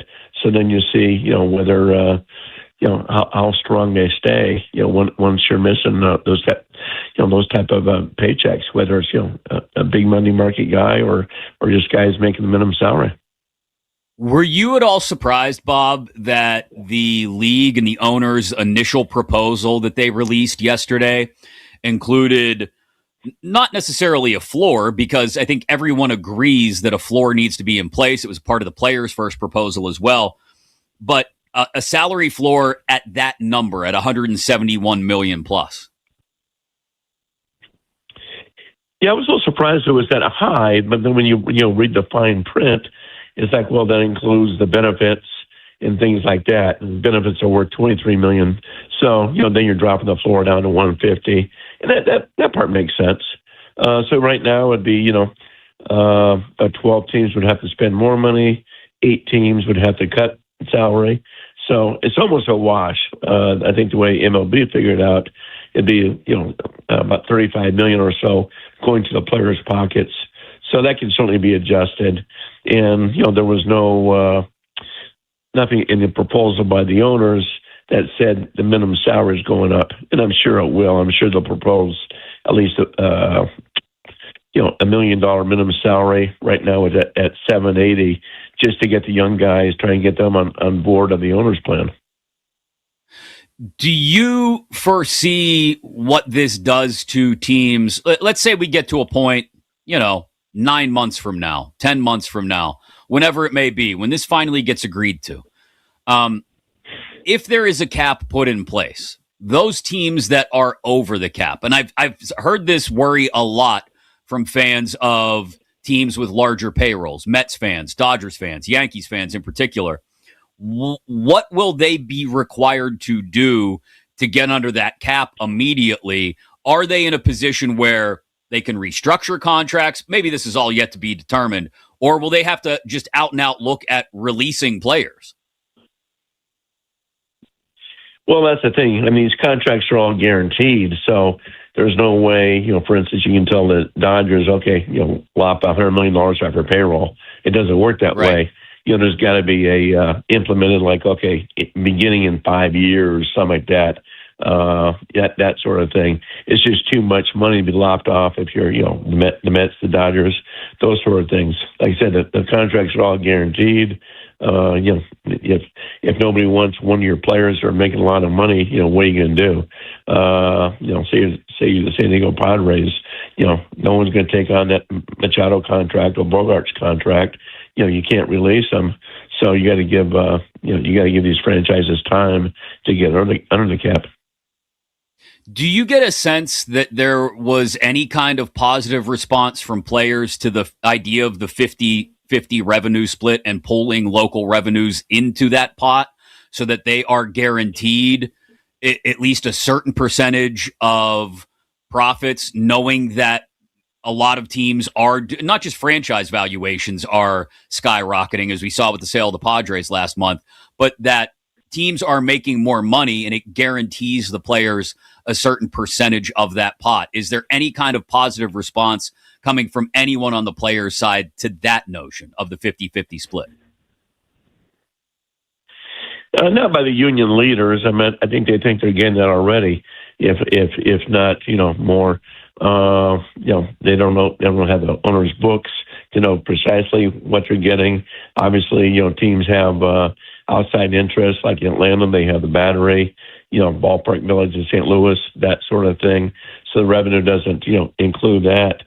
So, but yeah, I don't think the 50-50 moved the needle just because there's so much distrust. Like, okay, we want to see the books to make sure that we're getting 50-50 here. But they really haven't, shown much that they're worried about it. I don't think the players are saying, "Oh, these owners are making a killing. We're not making anything." Yeah, they're not saying that. USA Today Major League Baseball columnist and Odyssey MLB insider Bob Nightingale with us here on Westwood One Sports. Insider Calls brought to you by Grainger. For the ones who get it done, Grainger offers the professional grade products you need delivered when and where you need them. Call, click Grainger.com, or just stop by.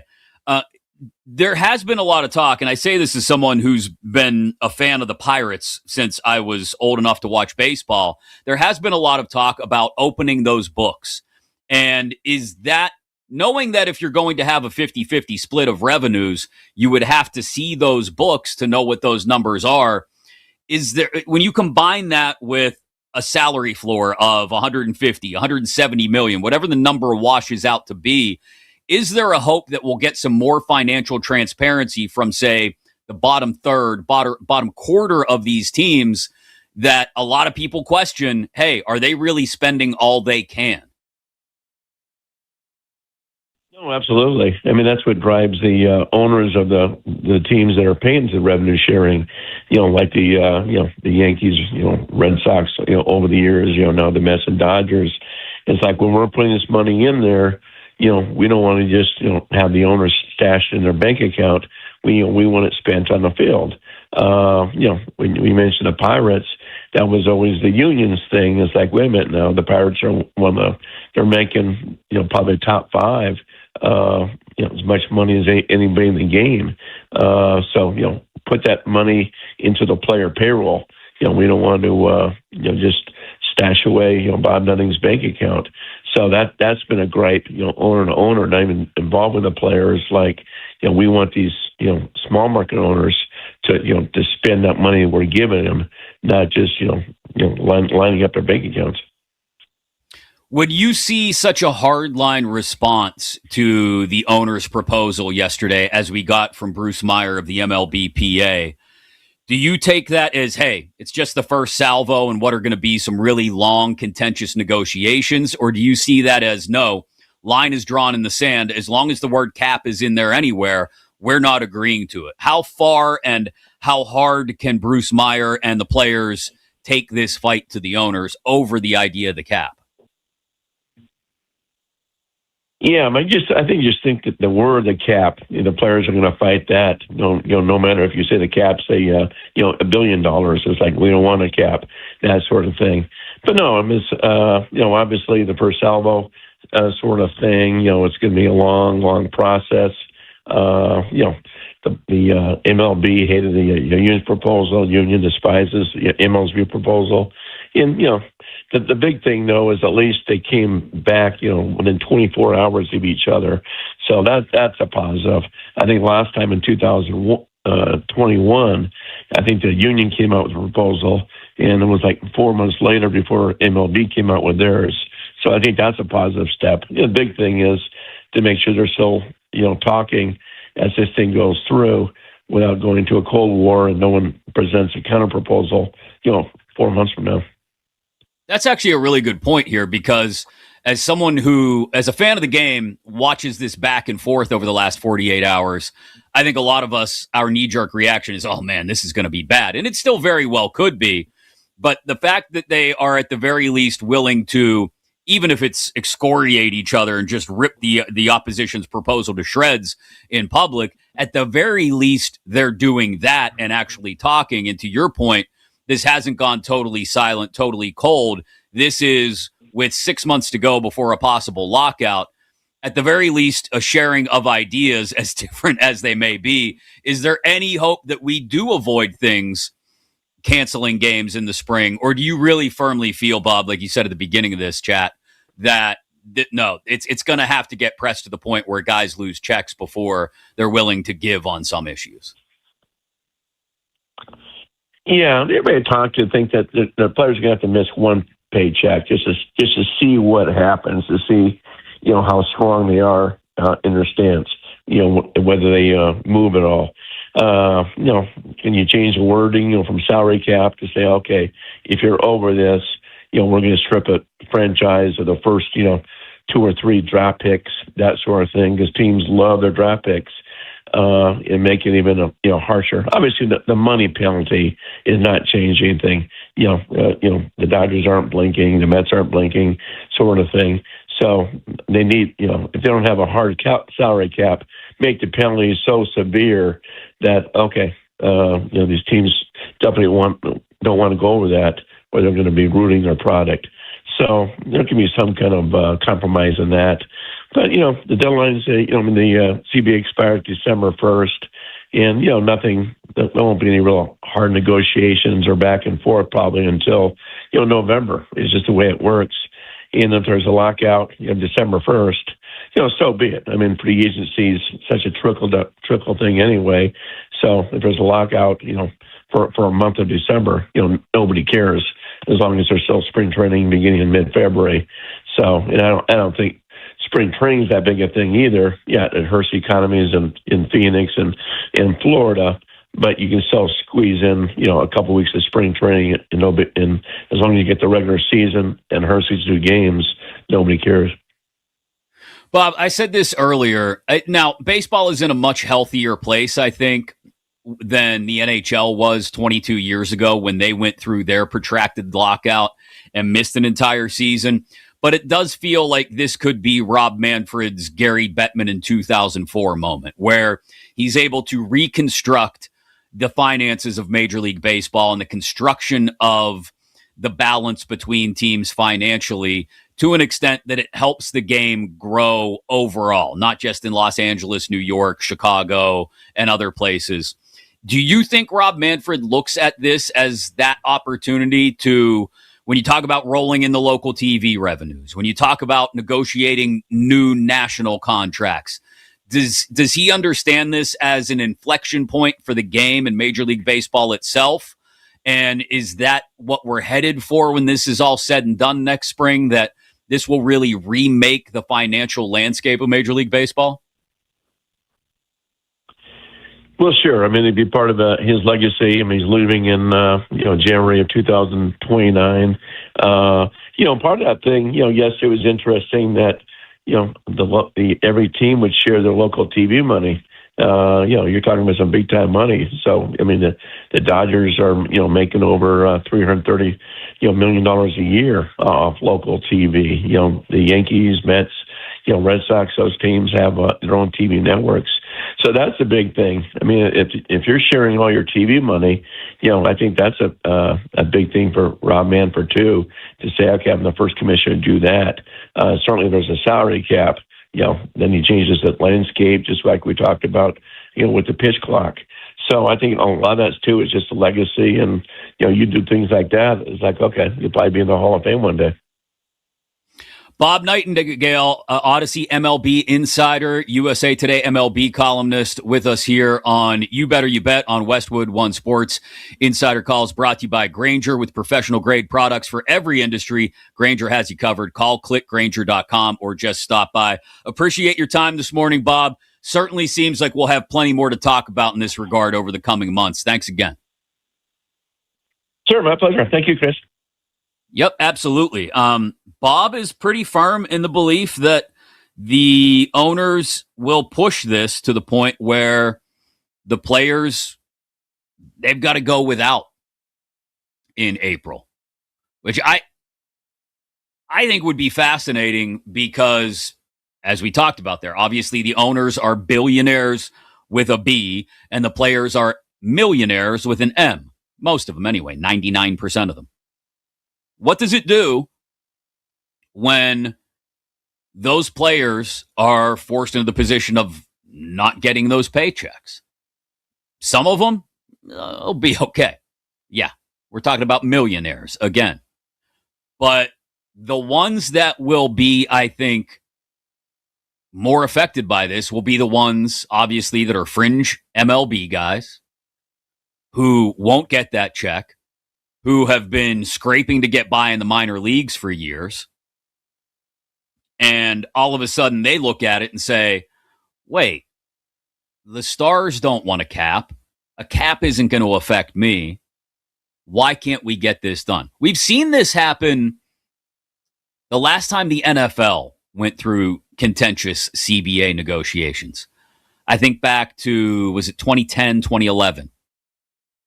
And what drove a better deal for the league was that there were fractures within the Players Association in the NFL. There were guys, say 45 through 53 on the roster, who said, cap's not going to affect me. I just got to have a gig for a few years, get that pension vested, and I'll be in a much better place than I would have ordinarily been financially. Cap's not going to affect me. And those were the guys, the grinders, right? They're the ones that made a lot of noise.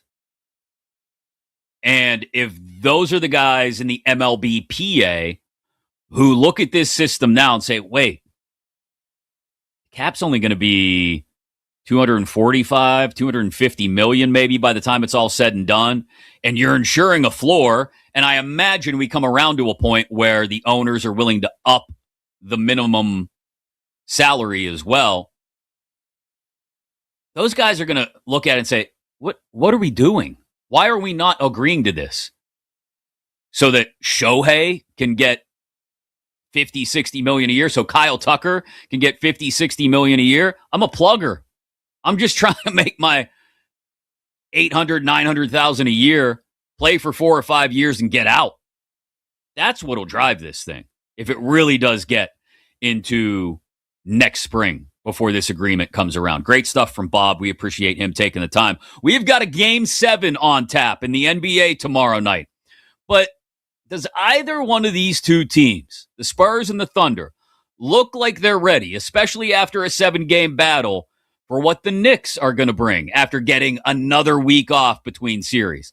And what about the ridiculous remake of the NBA draft lottery? I know he'll have thoughts on that. Odyssey NBA insider Nick Friedel joins us next here on You Better You Bet on Westwood One Sports.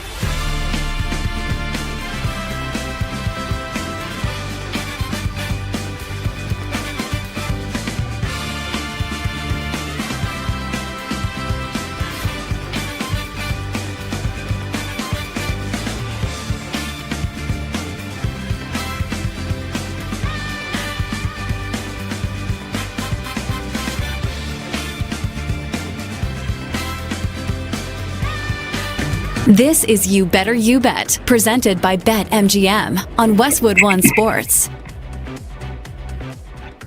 Wednesday night in either San Antonio or Oklahoma City, the NBA Finals get started. The Knicks are just sitting around waiting to see who they're going to get.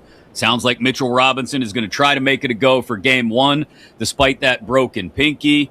And the Knicks, they haven't lost since, I don't know, over a month, 11 in a row. They're on a roll. Are they ready to just make New York City their oyster? Because that's what winning an NBA championship for this current iteration of the New York Knicks would do. And who are they going to face when they get there? Plus, we got to talk draft lottery nonsense. All of that. It's a Friday. Pleased to be joined by our good friend Nick Friedel, Odyssey NBA Insider.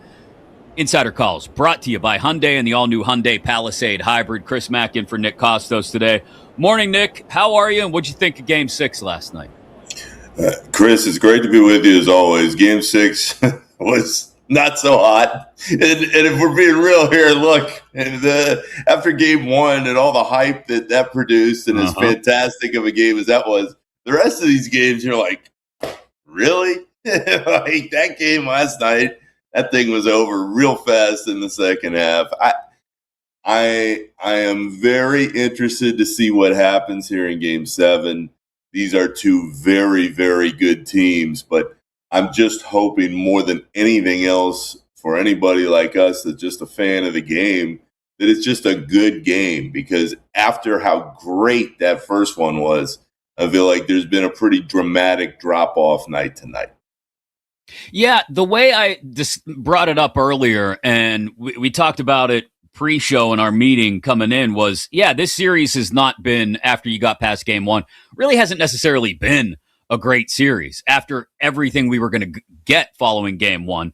I think a lot of it has been, other than Game 5, where the Thunder obviously started down 15-0 and came back to win, a lot of it in this series has felt like, okay, whoever's in control in, say, the middle to late portions of the third quarter, the other team just kind of mentally checks out.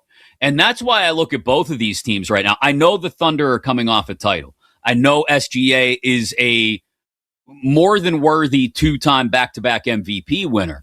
But both of these teams look like young teams that haven't quite figured out how to battle back in those adverse situations. And it makes me wonder if they're mentally strong enough to go up against a Knicks team that has just been absolutely rolling people for a month. It's a very fair question, and it's going to get even more steam, Chris, if this Game 7 is as much of a back and forth as everybody's expecting it to be.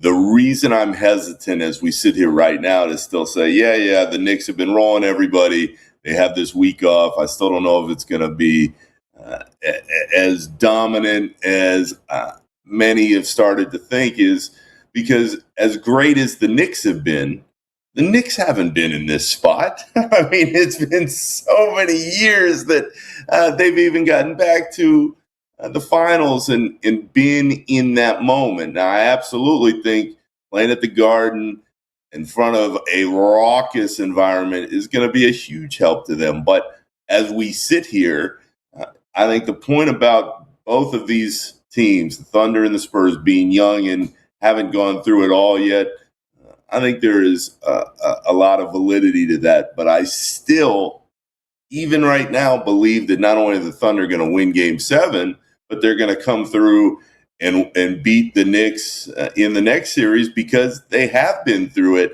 They were there last year. They've been in those moments, and they found a way to pull themselves out of it. So I think it would be a fascinating series between the defending champs and the Knicks with Jalen Brunson in the rhythm that they're playing in. But, Chris, on a broader note, I think what the league would love even more is Wemby in the Garden in the finals. I mean, that is the new face of the NBA. When Steph and LeBron finally walk and their time is over, Wemby's the guy. And that's what's become clear here over these last few weeks, and watching him produce the way he has on this stage. So there are a lot of different storylines, but to me, I'm still leaning towards the Thunder finding a way in Game 7 and then taking what they've done and continuing it because I just don't know, besides Brunson, in that moment, who's going to show up and produce. But they have lots of time to show me I'm wrong one more time over the next couple of weeks.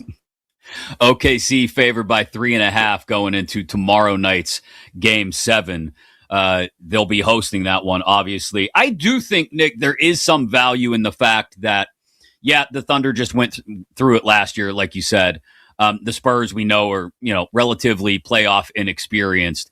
The fact that the Knicks have gone through some longer postseason runs the last couple of years, I do think there is some value to that on their side of the ledger, and that, hey, at the very least, we've been in more of these high leverage moments than maybe even the Thunder have going back to last year. But as for, you mentioned Wemby and the Spurs, either way, whether it's Wemby and to a much lesser extent, Luke Cornett, or we're talking about Chet and Isaiah Hartenstein, they're going to be going up against Cat and now a dinged up Mitchell Robinson. That's going to be, it feels like, the centerpiece of either NBA Finals series, whatever the matchup ends up being. Where do you see the advantages depending on who the opponent is? I think it's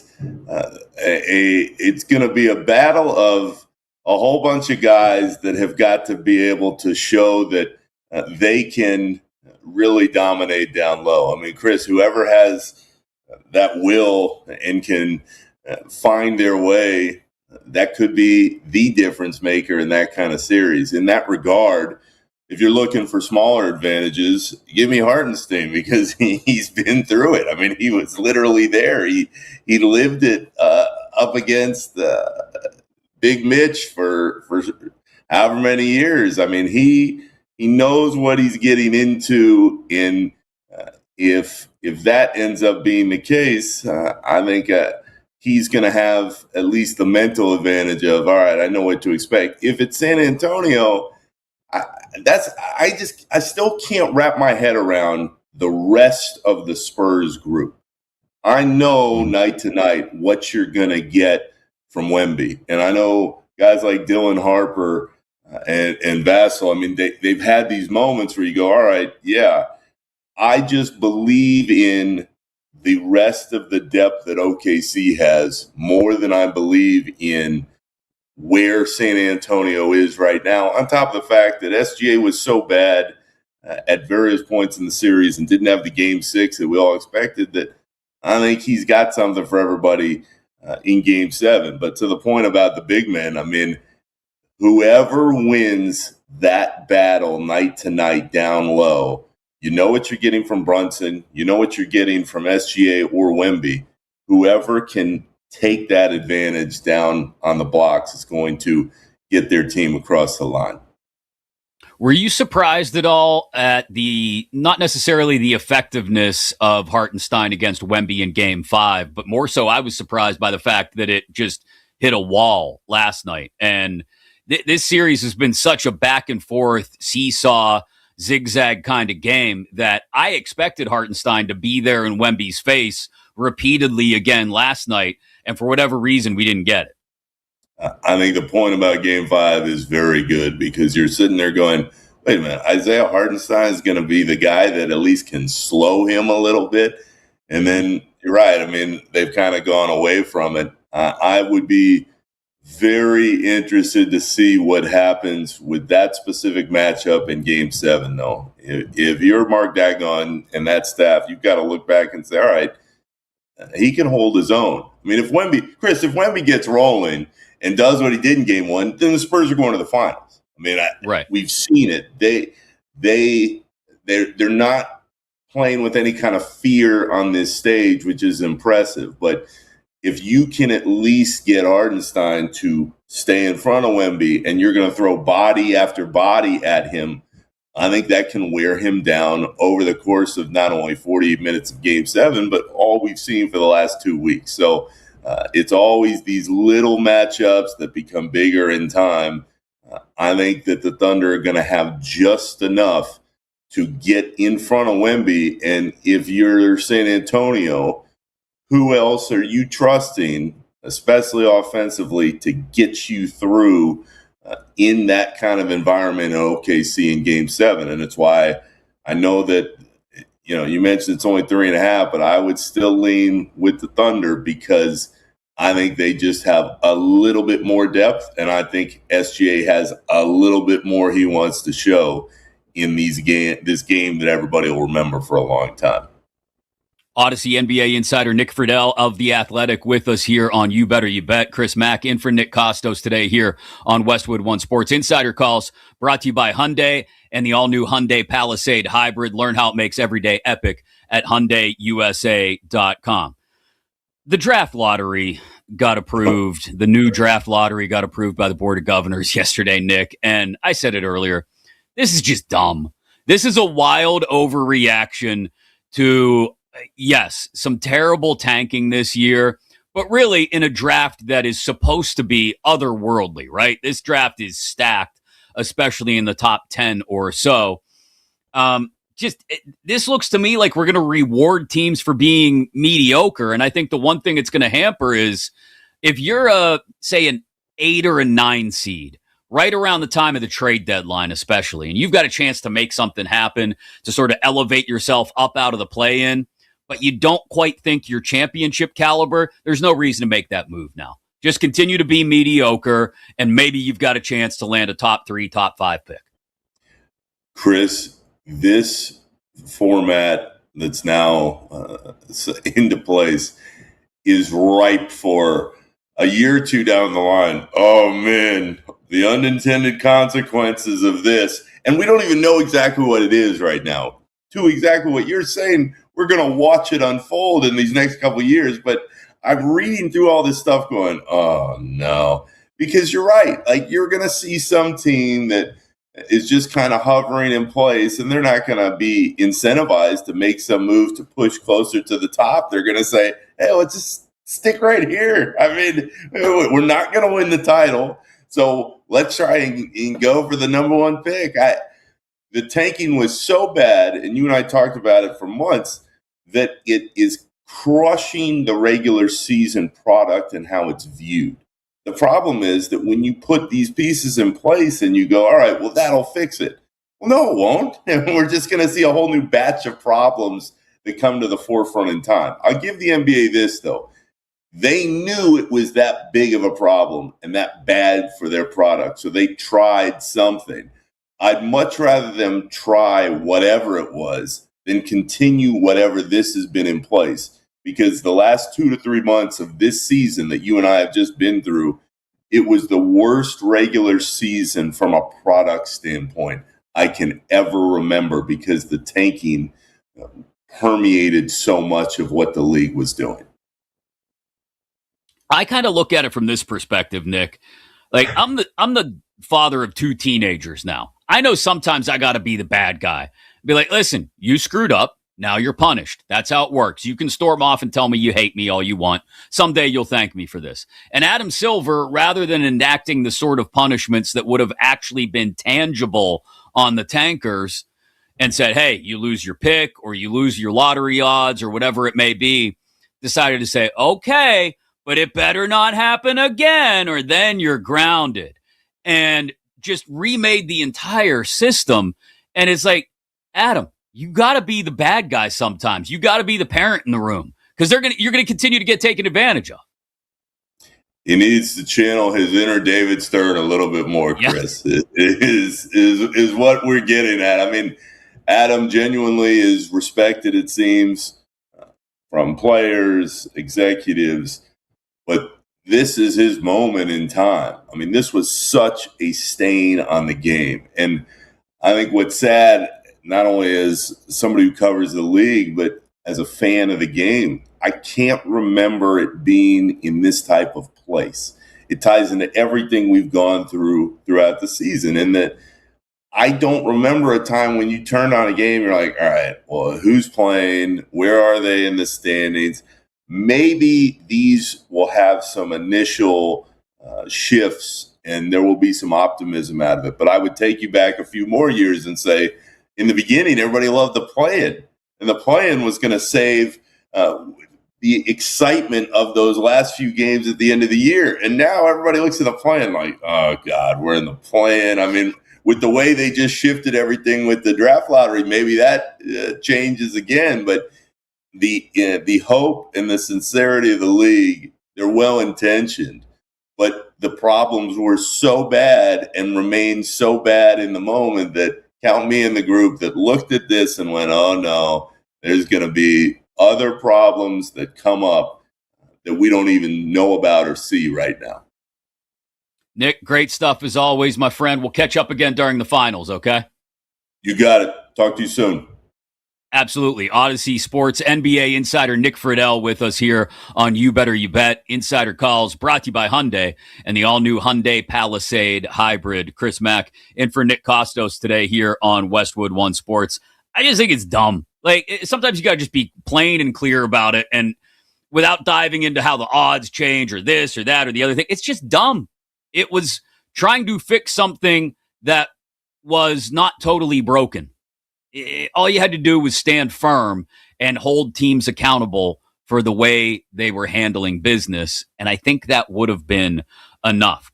Coming up, I've got one bet for tonight that I absolutely love. We're quickly going to let you hear what a Knicks legend had to say about attending the NBA Finals next week, plus our 3 stars of the day to wrap up the show here on You Better You Bet on Westwood One Sports.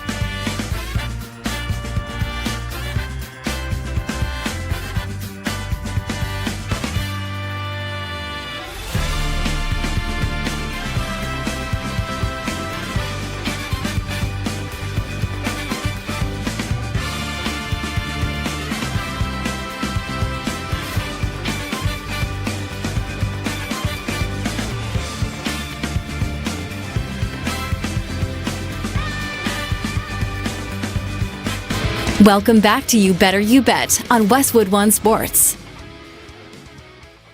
Chris Mack in for Nick Kostos today here on You Better You Bet on Westwood One Sports. 3 stars currently loading. We'll give you our 3 favorite moments of the show today here and send you off to Bleck and Abdallah and the weekend, prepared for everything you may have missed during the last nearly 3 hours here on the show. Also, I got to play for you tonight that I'm locked in on. You can tail, you can fade, you can do whatever you want. From top-seeded showdowns to stunning upsets, you can make every French Open match unforgettable. An Odds Boost token is there to get you started inside your BetMGM app right now. Activate your token on any French Open bet, and you'll receive a bigger payout if that bet wins. Go get it inside your BetMGM app right now. Download it today if you haven't yet, BetMGM, and make it legendary. So this happened on BetMGM tonight last night. Charles Oakley was on with our guy, Pat Boyle, right here on Westwood One Sports. And Pat asked him straight up, knowing the contentious nature of the relationship between Charles Oakley and James Dolan and the New York Knicks ownership group, whether he'll be going to the finals next week in New York. I go to the games now. I see Patrick, Allen, John. They can't speak to me because he got them on order. They can't speak to me. So that's tough there, too. Trying to get back into the Garden, knowing that guys I'm in the war with can't speak to me as a grown man. That's embarrassing. Charles Oakley, wow, with Pat Boyle last night on BetMGM tonight. BetMGM tonight. Every night, 6 Eastern here on Westwood One Sports. You can go listen to the rest of that conversation wherever you get your podcasts, including inside your Odyssey app and your Westwood One Sports app. The Garden is going to be electric next week. I can't wait to see how either OKC or San Antonio react to it.